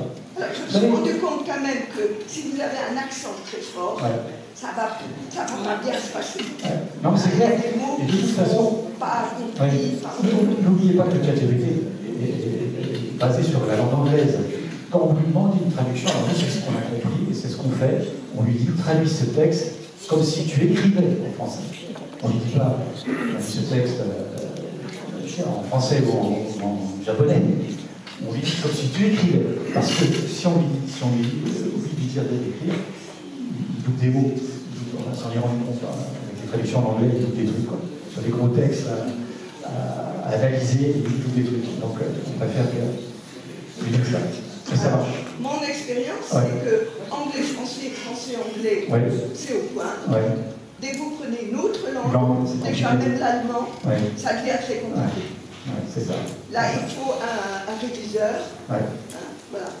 Alors, je me pose la question, comment ça se passe pour les traducteurs littéraires? Quand il y a un best-seller américain qui sort, on met 10 traducteurs dessus, qui ont chacun 20 pages, 50 pages à traduire, et ensuite, de manière à arriver à traduire en une semaine, on va dire, 15 jours. Et là, il y a un réviseur qui relit tout. Et je pense que pour une unité de style, etc. Alors là, je pense que l'IA doit être formidable. Peut-être, et encore. Vous savez, le monde quotidien a une version en anglais. Alors, ils utilisent évidemment un outil d'IA qui s'appelle Keeple Pro, peut-être que certains connaissent, mais ça n'empêche pas qu'ils soient des relecteurs. Et je crois qu'ils ont une dizaine de relecteurs ici en France, basés à Paris, ils ont une dizaine qui est de l'autre côté de l'Atlantique, aux États-Unis. Ils relisent la version anglaise, oui. Ils ne peuvent pas se permettre sur tout le monde de faire des erreurs en anglais, mais même avec des outils d'IA. Donc il y a encore une utilité à ce niveau-là. Au niveau littéraire, je ne sais pas, vous avez posé la question, effectivement, les gens qui travaillent dans le milieu. En tout cas, ChatGPT, américain, s'exprime dans un français excellent. Je n'ai jamais trouvé des fautes de français, pas qu'il y en a pas, mais de ce point de vue-là, c'est assez... Tout dépend ce qu'on lui demande et tout dépend comment on analyse les choses. Est-ce qu'il y a d'autres questions? On parle beaucoup de tout. C'est vrai. C'est parce que c'est un peu... Aujourd'hui, c'est un peu... En fait, ce que je conseille, si vous utilisez... Puisqu'on a un petit peu de temps, je montrerai la sorte de prompt efficace. essayez de comparer, à partir du moment où les modèles de langage sont gratuits, comparez, faites les mêmes requêtes, les mêmes demandes, comparez Perplexity, Gemini, par exemple, ChatGPT, et vous voyez le résultat. Moi, j'ai des étudiants qui préfèrent Gemini parce qu'ils trouvent que c'est là. Pour eux, c'est en fonction en fait, des objectifs de chacun, en fonction des attentes de chacun. Peut-être que vous me direz, quand on se reverra si on fait des ateliers ensemble, vous direz, bah, moi j'adore Perplexity, ça répond bien à ce que je veux, ça a mes attentes, ça a mes réponses, etc. Voilà. Amusez-vous à comparer. Si vous utilisez plusieurs modèles de langage, sur c'est possible, n'hésitez pas. Moi, naïvement, j'utilise Mistral parce que c'est français, même si je me fais des illusions, n'est-ce pas? Non, pas du tout. Non, c'est très bien. Ça dépend pourquoi. C'est toujours pareil. Ça dépend pourquoi. Moi, ça m'arrive d'utiliser Mistral. Pour vous, ça arrive, bien évidemment.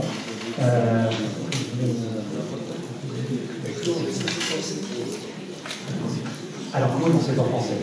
Sur l'entreprise, pas des États-Unis, mais c'est une très bonne entreprise. Rédaction, c'est comme du top par rapport à Cathy. Que je comprendrais que si on fait des ateliers, on pourrait être différents. Alors, puisqu'on a un petit peu de temps, je pose le temps pour Jean-François, on va, pour ceux qui veulent prendre des notes, savoir prompter. Le prompt, effectivement, c'est la requête, c'est la base de tout qu'il y a, enfin de tout qu'il y a, en tout cas, générative. Ce qui est important pour les requêtes basiques, pour traduire, synthétiser, corriger, styliser, bon, ça, c'est pas trop un problème, c'est ce qu'on va surtout regarder ce qu'on appelle le mégaphone. En fait, il faut bien vous dire que l'IA ne vous connaît pas. L'IA, je parle de l'IA générative, ChatGPT, etc., n'a pas de conscience, ne sait pas qui vous êtes, n'a pas de volonté non plus, parce qu'on croit que l'intelligence artificielle a la volonté de détruire le monde, non, aucune volonté, rien du tout. Donc, il faut que vous imaginiez, quand vous êtes chez vous, vous avez embauché un stagiaire, il est caché derrière la porte, là, donc il ne vous connaît pas vos intentions, il ne vous a jamais vu, donc il faut lui donner des indications, des requêtes, vous avez ici sous la porte, d'accord? C'est un peu imagé, mais globalement c'est ça. Donc il faut que vous soyez aussi précis que possible. Et plus vous allez voir, plus vous serez précis, plus vous aurez des réponses précises. Le rôle. Alors, c'est quoi le rôle? Là, tu es où je suis. Ou alors, vous êtes expert n'importe quoi. Je suis expert en informatique, par exemple. Ou je suis expert... vous êtes tous arrivés? Oui. Bon, ben voilà. Si vous ne savez pas ce que vous voulez, l'IA vous répondra la même chose, de la merde. En fait, il faut que, dès le départ, c'est pour ça qu'il y a une réflexion à faire. Dès le départ. L'objectif, qu'est-ce qu'on veut obtenir? Un résumé d'un texte, une traduction d'un texte. Bon, là, je synthétise un peu, mais globalement, c'est très important. Le contexte, c'est quoi? Dans quel cas vous demandez ça? Moi, je suis journaliste formateur. Dans le cadre de mon cours d'étudiant en IA, j'ai besoin, donc ensuite, j'ai besoin que tu analyses ce texte, etc. Je mets toujours le contexte. Pourquoi on lui demande ça? C'est le pourquoi. Donc, c'est quoi, pourquoi. Et ensuite, on va lui demander la tonalité. Alors, on verra, c'est quoi la tonalité? On va lui demander dans quel ton il veut écrire. On veut qu'il nous écrive dans un ton enthousiaste, percutant, pertinent. Je vous montrerai tout à l'heure la liste des là. Ça ne marche pas toujours, il ne comprend pas toujours, enthousiaste, etc. Mais des fois ça marche. Les contraintes, j'en ai parlé tout à l'heure. Ah oui, il faut mettre des contraintes. Vous pouvez en mettre plein de contraintes. Vous ne voulez pas de points, de chapeaux, de paragraphes. Ça, c'est la base. Il n'y a pas de contraintes. Vous pouvez très bien lui dire, écoute, si tu n'as pas d'information, n'invente rien. Hein, ça ne marche pas toujours bien, vous pouvez toujours tenter. Je ne veux pas que tu hallucines, je veux pas... voilà. Il ne comprend pas non plus la négation. Il faut toujours... Le ne pas, il ne comprend pas toujours. Hein, il comprend plutôt le côté positif. Le format, c'est-à-dire, par exemple, j'ai besoin que tu me résumes ce texte en 150 mots, ou en 2000 mots, ou en 3 phrases. Voilà, ça c'est très important parce qu'il peut vous sortir n'importe quoi. Si vous résumez un texte, un document de 90 pages, si vous avez besoin d'un résumé de 250 mots, voilà, ça vous suffit, quoi. Il va vous le faire, en 250 mots. Alors vérifiez, vérifiez toujours. Si on se voit à l'atelier, je vais vous faire dire que ça. Vérifiez toujours, tout le temps. Les étapes, alors des fois, on lui pose des étapes.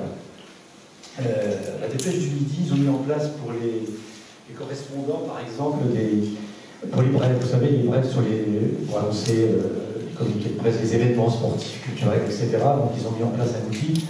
Et donc l'étape plus loin, c'est d'abord de rentrer les informations sur l'événement, la date, le lieu, machin, les horaires, etc. Si n'importe quoi, les nettoyer à proximité. Et l'étape 2, c'est de faire un résumé court de cet événement. L'étape 2, c'est ça, éventuellement, on peut y avoir l'étape 3. Bref, les étapes, on les verra également, si vous voulez bien, en atelier. Il peut y avoir plusieurs étapes. Des fois, on travaille sur 15-20 étapes différentes. Les données d'entraînement, ben ça, on verra. Les délimiteurs, j'en ai parlé tout à l'heure. Les délimiteurs, on les doit être sur les ordinateurs. C'est des petits crochets comme ça. Si vous voulez délimiter un texte, si vous avez un gros texte de 500 pages à faire analyser, mais que vous voulez que la page 15 à la page 20, ben voilà, vous mettez des délimiteurs sur cette partie. Les rubriques additionnelles, s'il y en a, c'est-à-dire l'étendue du sujet à traiter. Est-ce qu'il y a des mots-clés? Énumérer s'il y a des mots-clés, des expressions importantes à inclure.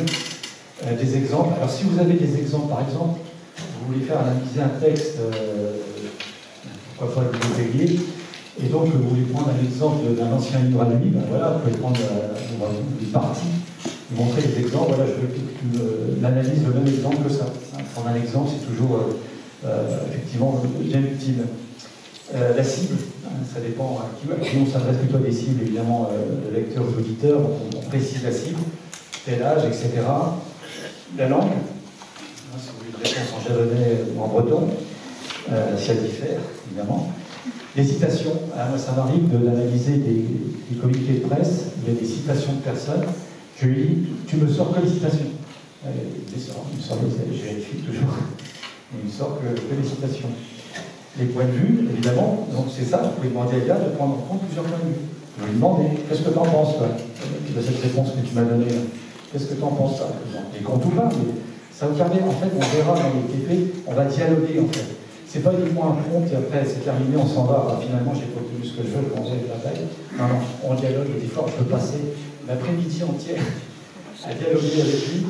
Je vais raconter un exemple aussi. Quand on a fait des tests de livres avec Télé, on s'est amusé aussi, on voulait voir si on pouvait écrire des livres. Alors, bien évidemment, Amazon est inondé de livres écrits. Entre nous, c'est de la merde, mais bon, parce que si vous regardez bien, ça se voit. Mais j'avais demandé, j'avais fait un test, et il ne comprenait pas, ChatGPT ne comprenait pas, j'avais demandé, donc j'avais fait des trucs par chapitre, 1, 2, 3, 4, 5, etc. Et j'avais dit, maintenant tu m'ajoutes les chapitres suivants, 6, 7, 8, 9. Il ne les rajoutait pas, il les remplaçait. Il remplaçait 1, 2, 3, 4, 5 par 6, 7, 8. Donc toute l'après-midi, jusqu'au soir à 6 heures, il a fini par comprendre au bout d'un moment. Alors il n'a pas mangé le soir, hein. Voilà, je veux dire que c'était un dialogue permanent. Toute l'après-midi, je ne suis pas arrêté à ça, j'ai repris des trucs, des exemples, etc., pour lui montrer exactement ce que je voulais. Les contre-arguments, n'hésitez pas à mettre des contre-arguments par rapport à ce qu'il vous raconte.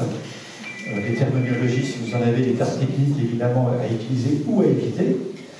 Alors, demandez à l'IA, évidemment, d'utiliser des analogies ou des exemples, ça, pour clarifier les concepts, mais ça, on verra vraiment plutôt dans les TP, les statistiques, les éléments visuels. Vous pouvez analyser des éléments graphiques, évidemment, les diagrammes, les images. Alors, les tonalités, voilà, c'est par exemple, vous pouvez demander un point neutre, enthousiaste, formel, informel, professionnel, positif, optimiste, humble. Bon, c'est des exemples, hein, motivants, de connaissance. Ça ne marche pas toujours, hein, moi, j'ai une newsletter que vous pouvez trouver sur LinkedIn qui s'appelle Veille Indigène, où je fais une sorte de veille, mais je la fais moi personnellement. Je veux dire, je n'ai pas automatisé tout ça. Je reçois beaucoup de communiqués de presse, de newsletters professionnels du monde entier, Amérique latine, l'Allemagne, etc. Et je fais une analyse, après je fais une newsletter qui paraît tous les mardis matin, comme ce matin, et je fais un post dans LinkedIn, et j'ai un outil professionnel d'ailleurs qui a été lancé par nos voisins catalans, qui s'appelle Larson, qui me permet en fait de créer le post LinkedIn à partir d'un outil d'IA. Et il me demande toujours sur quel ton est-ce que je veux un ton neutre, un ton informel ou un ton promotionnel. Et à chaque fois je dis, moi je fais un ton promotionnel. Et le post va être un ton promotionnel pour faire la promotion de ma newsletter sur le LinkedIn. Mais ça ne marche pas toujours, hein, parce que des fois je regarde, évidemment je vérifie, des fois je fais un ton promotionnel, ça ne correspond pas à ce que je veux. Donc des fois je change, ou je le mets pas, tout simplement. Donc je veux dire, les outils d'IA, ce n'est pas une règle. Je parlais de leur règle parfaite, quelqu'un disait que parfait, non, ce n'est pas toujours parfait, et il faut s'en servir on va dire à bon escient, mais l'humain est toujours important en fait. C'est ça que je veux dire. Restez pas assis sur le sujet, c'est fini, c'est terminé, ok. Et puis alors, l'ordre de la rédaction est sans importance, sauf le rôle. Hein. Par contre, si vous avez une tâche à lui demander, par exemple, si vous faites un copier-coller d'un texte, si vous n'êtes pas en piégeant, vous faites un copier-coller d'un texte, mettez d'abord le copier-coller du texte et après vous faites la requête. Et on l'inverse. On a remarqué que c'était plus efficace. Faites le copier-coller, après vous demandez, dis-moi, résume-moi cette partie du texte. Améliorer les prompts, évidemment, on peut toujours donc ça, on perdra ça. Ça, je pourrais vous l'envoyer à quelqu'un qui m'a demandé.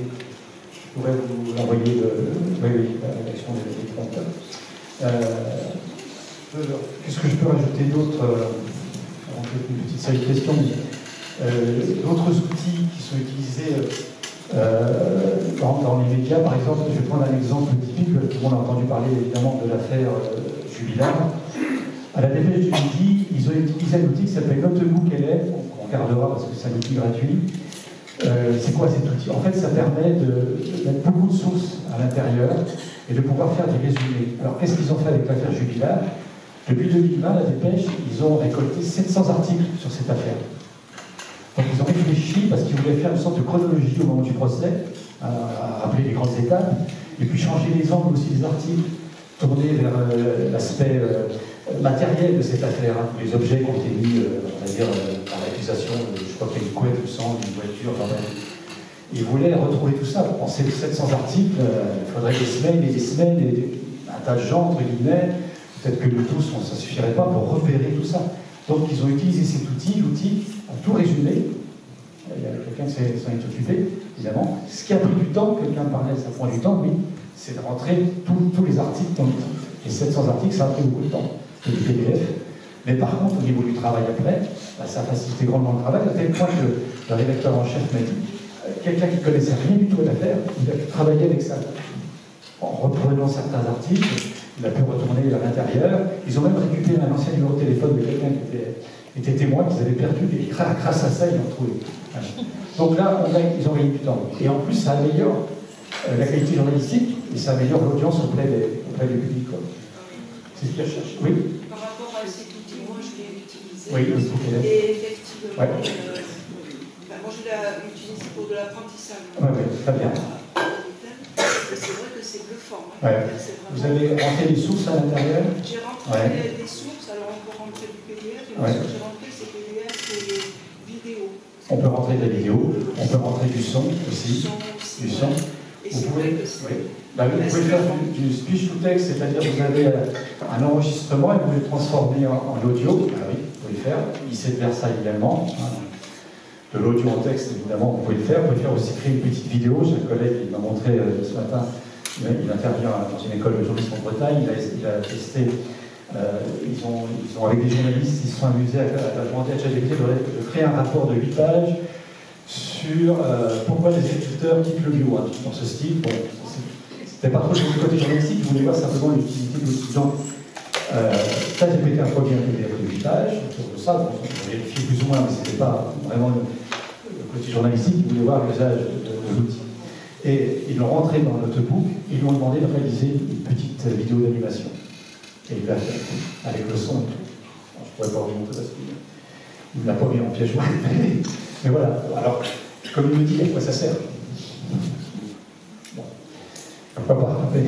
Encore en audio, Notebook LM, par exemple, ça vous permet de créer un podcast sur un texte, admettons, je mets un article, Nouvelle République, ça vous crée un podcast d'un dialogue entre deux personnes.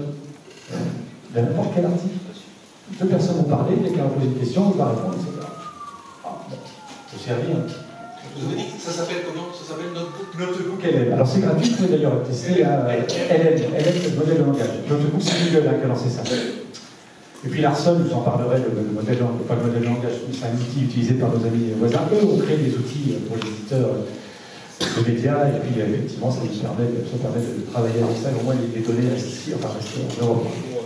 On pense, on a toujours ce côté éthique en fait dans le journalisme. On croit que ça y est, c'est génial. Au départ, on s'est tous dit, c'est génial, mais alors il va falloir quand même faire attention, et c'est ce qu'on essaie de faire. On ne balance pas des infos, on ne partage pas de trucs, en fait on fait tous Et c'est ce que je vous conseille de faire aussi. Voilà, on peut être enthousiaste, excité par tout ça, mais voilà, soyez très très prudents, ne balancez pas n'importe quoi. J'interviens aussi parce que maintenant j'interviens à Jean-François Châteaumet, du code d'agent immobilier.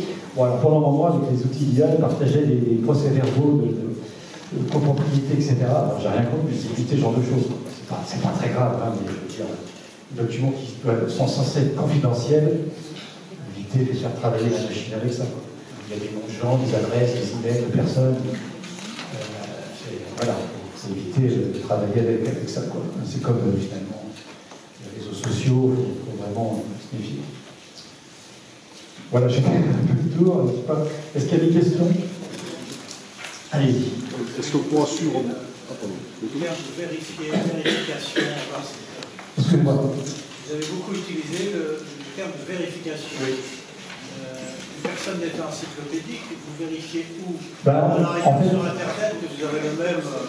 Oui, mais des fois on retourne, vous savez, même dans nos recherches, mais des fois on utilise le bon vieux Google, parce qu'on n'a pas ce qu'on veut. En fait, vérifier, oui, on vérifie, alors oui, on n'est pas... Oui, c'est en fonction des objectifs qu'on nous donne. Si la réponse qu'on a nous satisfait, ça va, mais si on a des doutes, et souvent avec les outils d'IA, il y a beaucoup de doutes, il invente n'importe quoi. Il y a une semaine à peu près, j'ai demandé à des étudiants de travailler sur les fondateurs de certains médias, ce qu'on appelle les purgeurs d'infos, sur des médias qui sont uniquement en ligne. Donc il y a un média qui s'appelle L'Outsider, je ne sais pas s'il y en a qui connaissent ce média, c'est comme Mediapart un peu là. Et j'ai dit, présentez-moi. Et pour ça, allez sur l'IA. J'aurais demandé, vous allez sur l'IA et donc trouver les 3 fondateurs. Et l'IA sort 3 personnes.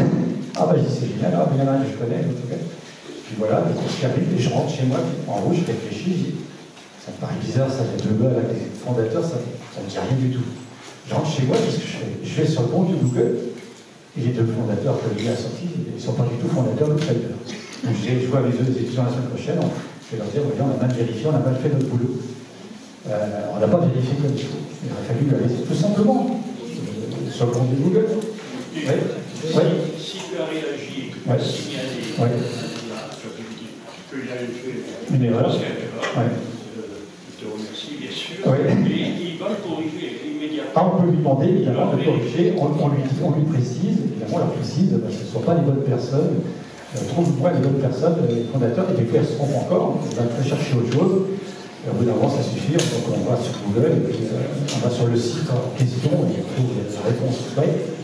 Et moi je voulais savoir, peut-être que dans certains prompts, je parlais pour les souhaits malentendants d'anglais. Non, je disais, dans certains prompts de ChatGPT, si on lui précise en plus de rechercher sur le web, eh bien, il va faire la démarche spécialement. Alors que si on ne lui précise pas, il n'ira pas voir. Il ira chercher simplement les informations qu'il a les plus proches de lui, si j'ose dire, mais peut-être qu'il n'ira pas plus loin. Il vous le présentera comme ça, vous serez content, chapeau. Donc je pense qu'il faut dans les prompts lui préciser d'aller rechercher sur le web. Et là, ça l'oblige à aller voir M. Google, puisqu'on parle de lui. Et à ce moment-là, vous avez une décision. Voilà, plus vous êtes précis, donc on le verra, si certains suivent les ateliers qu'on va proposer, on verra, on va tester. Moi, j'ai un guide de prompt dans tous les domaines possibles et imaginables, de façon à bien comprendre justement on va dire l'interface, pour avoir quelque chose d'efficace. Et en plus, plus le prompt est long, pour la réponse, des fois longue et précise, moins on consomme. Parce que plus vous faites de petites demandes comme ça, j'ai besoin de 6, j'ai besoin de 27, etc. Là, ça consomme. On essaie toujours de penser à ce côté. Oui, je vais vous demander, est-ce qu'on pourra suivre du coup le travail pratique avec uniquement... Oui, c'est possible aussi avec ChatGPT, si vous avez ChatGPT à l'application, c'est possible. Ou vous connaissez le langage. On n'est pas obligé de venir avec un micro-ordinateur. Non. C'est mieux, mais je veux dire qu'on peut le faire. Moi, j'ai des étudiants qui travaillent avec le portable, je n'ai pas de problème particulier avec ce niveau-là. Alors d'ailleurs, on verra tous les modèles de langage. ChatGPT, on va tester Perplexity, Copilot, DeepSeek, on n'en a pas parlé du modèle de langage chinois. Des fois, on est surpris. On ne dit pas très bien, on pas de truc. créer des graphiques, on peut créer tout ce qu'on veut. Avec des sondages, voilà. Oui. Oui, vous avez parlé tout à l'heure du côté énergivore de Google. Si j'ai bien lu quelque part, il paraît que ChatGPT, Perplexity, tout ça, c'est 10 fois plus que Google en matière de consommation énergétique. Il va quand même y avoir un problème un jour ou l'autre, non? C'est la bonne question et je n'ai pas la réponse. Je ne suis pas malheureusement très optimiste, donc je ne sais pas. Il travaille, ça c'est sûr. Ce qu'on me dit, c'est qu'il y a beaucoup d'argent qui sont investis là-dedans. Alors effectivement, 15 jours, il y a tellement d'argent qu'ils travaillent également là-dessus. Ils travaillent sur ce problème parce qu'ils savent quand même qu'il y a un problème. Je vous dis, en 2030, on prévoit que le monde entier va consommer l'électricité autant que le Japon. Donc, comme je disais, on va créer un pays industrialisé, c'est énorme. Hein. Donc, bien évidemment qu'il y a un problème. Et c'est pour ça qu'on y réfléchit de quelle manière améliorer les choses de façon à éviter la consommation. C'est pas simple. C'est pour ça que j'évite de créer des images. Voilà, on essaye de se mettre des barrières. Et pour ceux que ça intéresse, on pourrait comment créer des images, vraiment. Avec des outils gratuits, comment on peut faire des images. En général, quand on fait des images, on raconte une histoire. Raconter une histoire, c'est le produit, vous ne mettez pas, j'ai besoin d'une image de métal. Donc, c'est vraiment raconter une histoire, on va voir des choses intéressantes. Oui? Il y a d'autres questions? Oui? Pardon. La confidentialité, comment fait-on? Ben justement, c'est bien le problème. C'est pour ça que je dis qu'il faut éviter de mettre. Parce que, par exemple, il y a un bouton, quand vous avez la version payante, et je vous montrerai la version payante, il y a un bouton tout en bas qui vous propose ce que vous écrivez. Vous demandez à ChatGPT, à OpenAI, en l'occurrence, de ne pas utiliser vos éléments pour l'entraînement de la machine. Enfin, de la machine. Alors, on le met. Mais... Il n'y a aucune garantie. Et les entreprises qui payent pour être confidentielles, est-ce que... Moi, je paye pas 200 € par mois, mais je paye 20 €. Je pense pas que... Mais de toute façon, moi, je fais attention à ce que je mets. Je mets pas... D'ailleurs, tu as vu ma photo, il a trouvé ma photo sur Internet. Ouais. Oui, pardon. Oui. Je pense qu'on n'a pas tous le même niveau au niveau de la connaissance. J'essaierai de m'adapter. Et est-ce que dans les groupes, ça va être gênant d'avoir des niveaux différents ou est-ce qu'il faut des groupes Moi, ça ne pose pas de problème. On va s'adapter, on poserait des questions et puis, vous savez, les étudiants aussi de différents niveaux et différentes classes et voilà, on s'adapte. Journaliste, on s'adapte à tout. Non, vous poserez des questions, s'il y a des choses que vous ne comprenez pas, voilà, je suis là pour mais en tout cas, entraînez-vous. Et les questions que vous vous posez, même celles que vous posez-les aussi à l'IA. N'hésitez pas. Les réflexions, et puis vous verrez bien les réponses que vous aurez, les retours que vous aurez, que ce soit ChatGPT, n'hésitez pas, vous verrez bien ce qu'il a votre réponse, vos langage. Ok? Entraînez-vous comme ça. Oui, excusez-moi. Il y a justement des intelligences artificielles gratuites qui puissent nous amener justement à une réponse fiable. Parce qu'en fait, on écoute, quand on ne paye pas, on est limité. Oui, c'est vrai. Donc finalement, on ne peut pas aller au-delà de nos 5 questions. Non, mais je sais bien. Donc, est-ce qu'il y aurait justement une intelligence artificielle qui nous proposerait d'aller un peu plus loin dans le... Peut-être Mistral, encore, je ne sais pas, peut-être essayer Mistral, parce que ça va plus loin avec plusieurs ponts. Non, je n'ai pas l'impression. Même ChatGPT, vous pouvez poser plus de... Si on peut Mais ça, c'est quand vous demandez des images. Et vous savez, je ne sais pas si... Pour un texte, je ne sais pas si il y en a qui utilisent beaucoup, parmi vous, là, vraiment, tous les jours. Passer une version payante, c'est 20 €, je sais bien. Tellement d'abonnements à droite à gauche. C'est vraiment parce que d'abord, vous allez pouvoir aller plus loin, vous allez pouvoir créer ce qu'on appelle des agents qui vont vous faciliter le travail. Moi, j'ai créé des cours, ce qu'on appelle des agents. C'est-à-dire, j'ai créé des cours histoire des médias économiques et des médias. Hier matin, on m'appelle en catastrophe, les étudiants étaient en études, je ne sais pas quoi, et il faut que tu leur proposes un sujet. Bon, j'ai été sur mon agent, j'ai demandé mon agent d'histoire des médias où en fait, j'ai rentré tous mes cours à l'intérieur, donc il y a un boulot effectivement avant à faire, et tous mes cours sont dedans. Je dis voilà, pareil, il me connaît maintenant, justement au niveau du rôle, on a tous les autres, on a un agent, on a tous besoin de rôle. J'ai demandé ce que je voulais, voilà, j'ai des étudiants d'études machin pendant 2 heures, il faut que tu me proposes un sujet à leur faire sur les unes du 19e siècle, je me souviens plus. Paf, il m'a sorti un truc en 3 coups de guillermo, comme on dit, et j'ai envoyé ça au responsable pédagogique qui leur a bien travaillé. Il va me transmettre le travail ensuite sur une plateforme, et je leur ai demandé, dans le prompt, de pas utiliser l'IA, et on verra ce que ça donne. Et voilà, je veux dire, les agences, c'est ça. Alors j'en ai pas, je fais des médias, j'en ai aussi sur l'IA. Je leur ai même créé pour eux ce qu'on appelle, on verra également, un chatbot. C'est ça, un chatbot qui permet de répondre à des questions, de poser des questions. Et donc, je leur ai créé un chatbot, ils peuvent poser toutes les questions, pose-moi une question sur un média. Ils ont un QR code qu'ils ont enregistré et je vois qui a posé la question, je vois qui a répondu, etc. Bien leur répondre. Ouais, ça. Et 2 dernières questions, parce que Daniel Fallet-Francis, c'était à 14h, il a retenu un train qui part à 5h. Et en plus, je conduis le train. Voilà.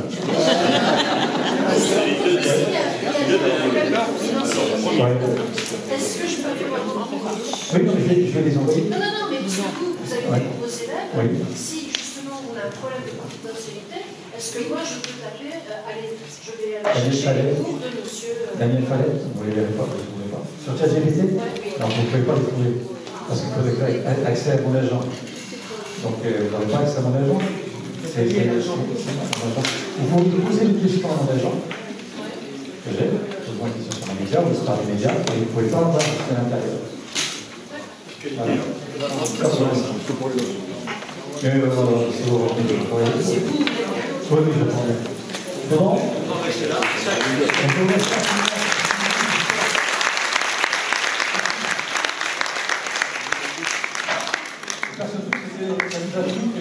tout cas, de personnes répondent au moins à vos problématiques et à vos attentes. Merci à vous.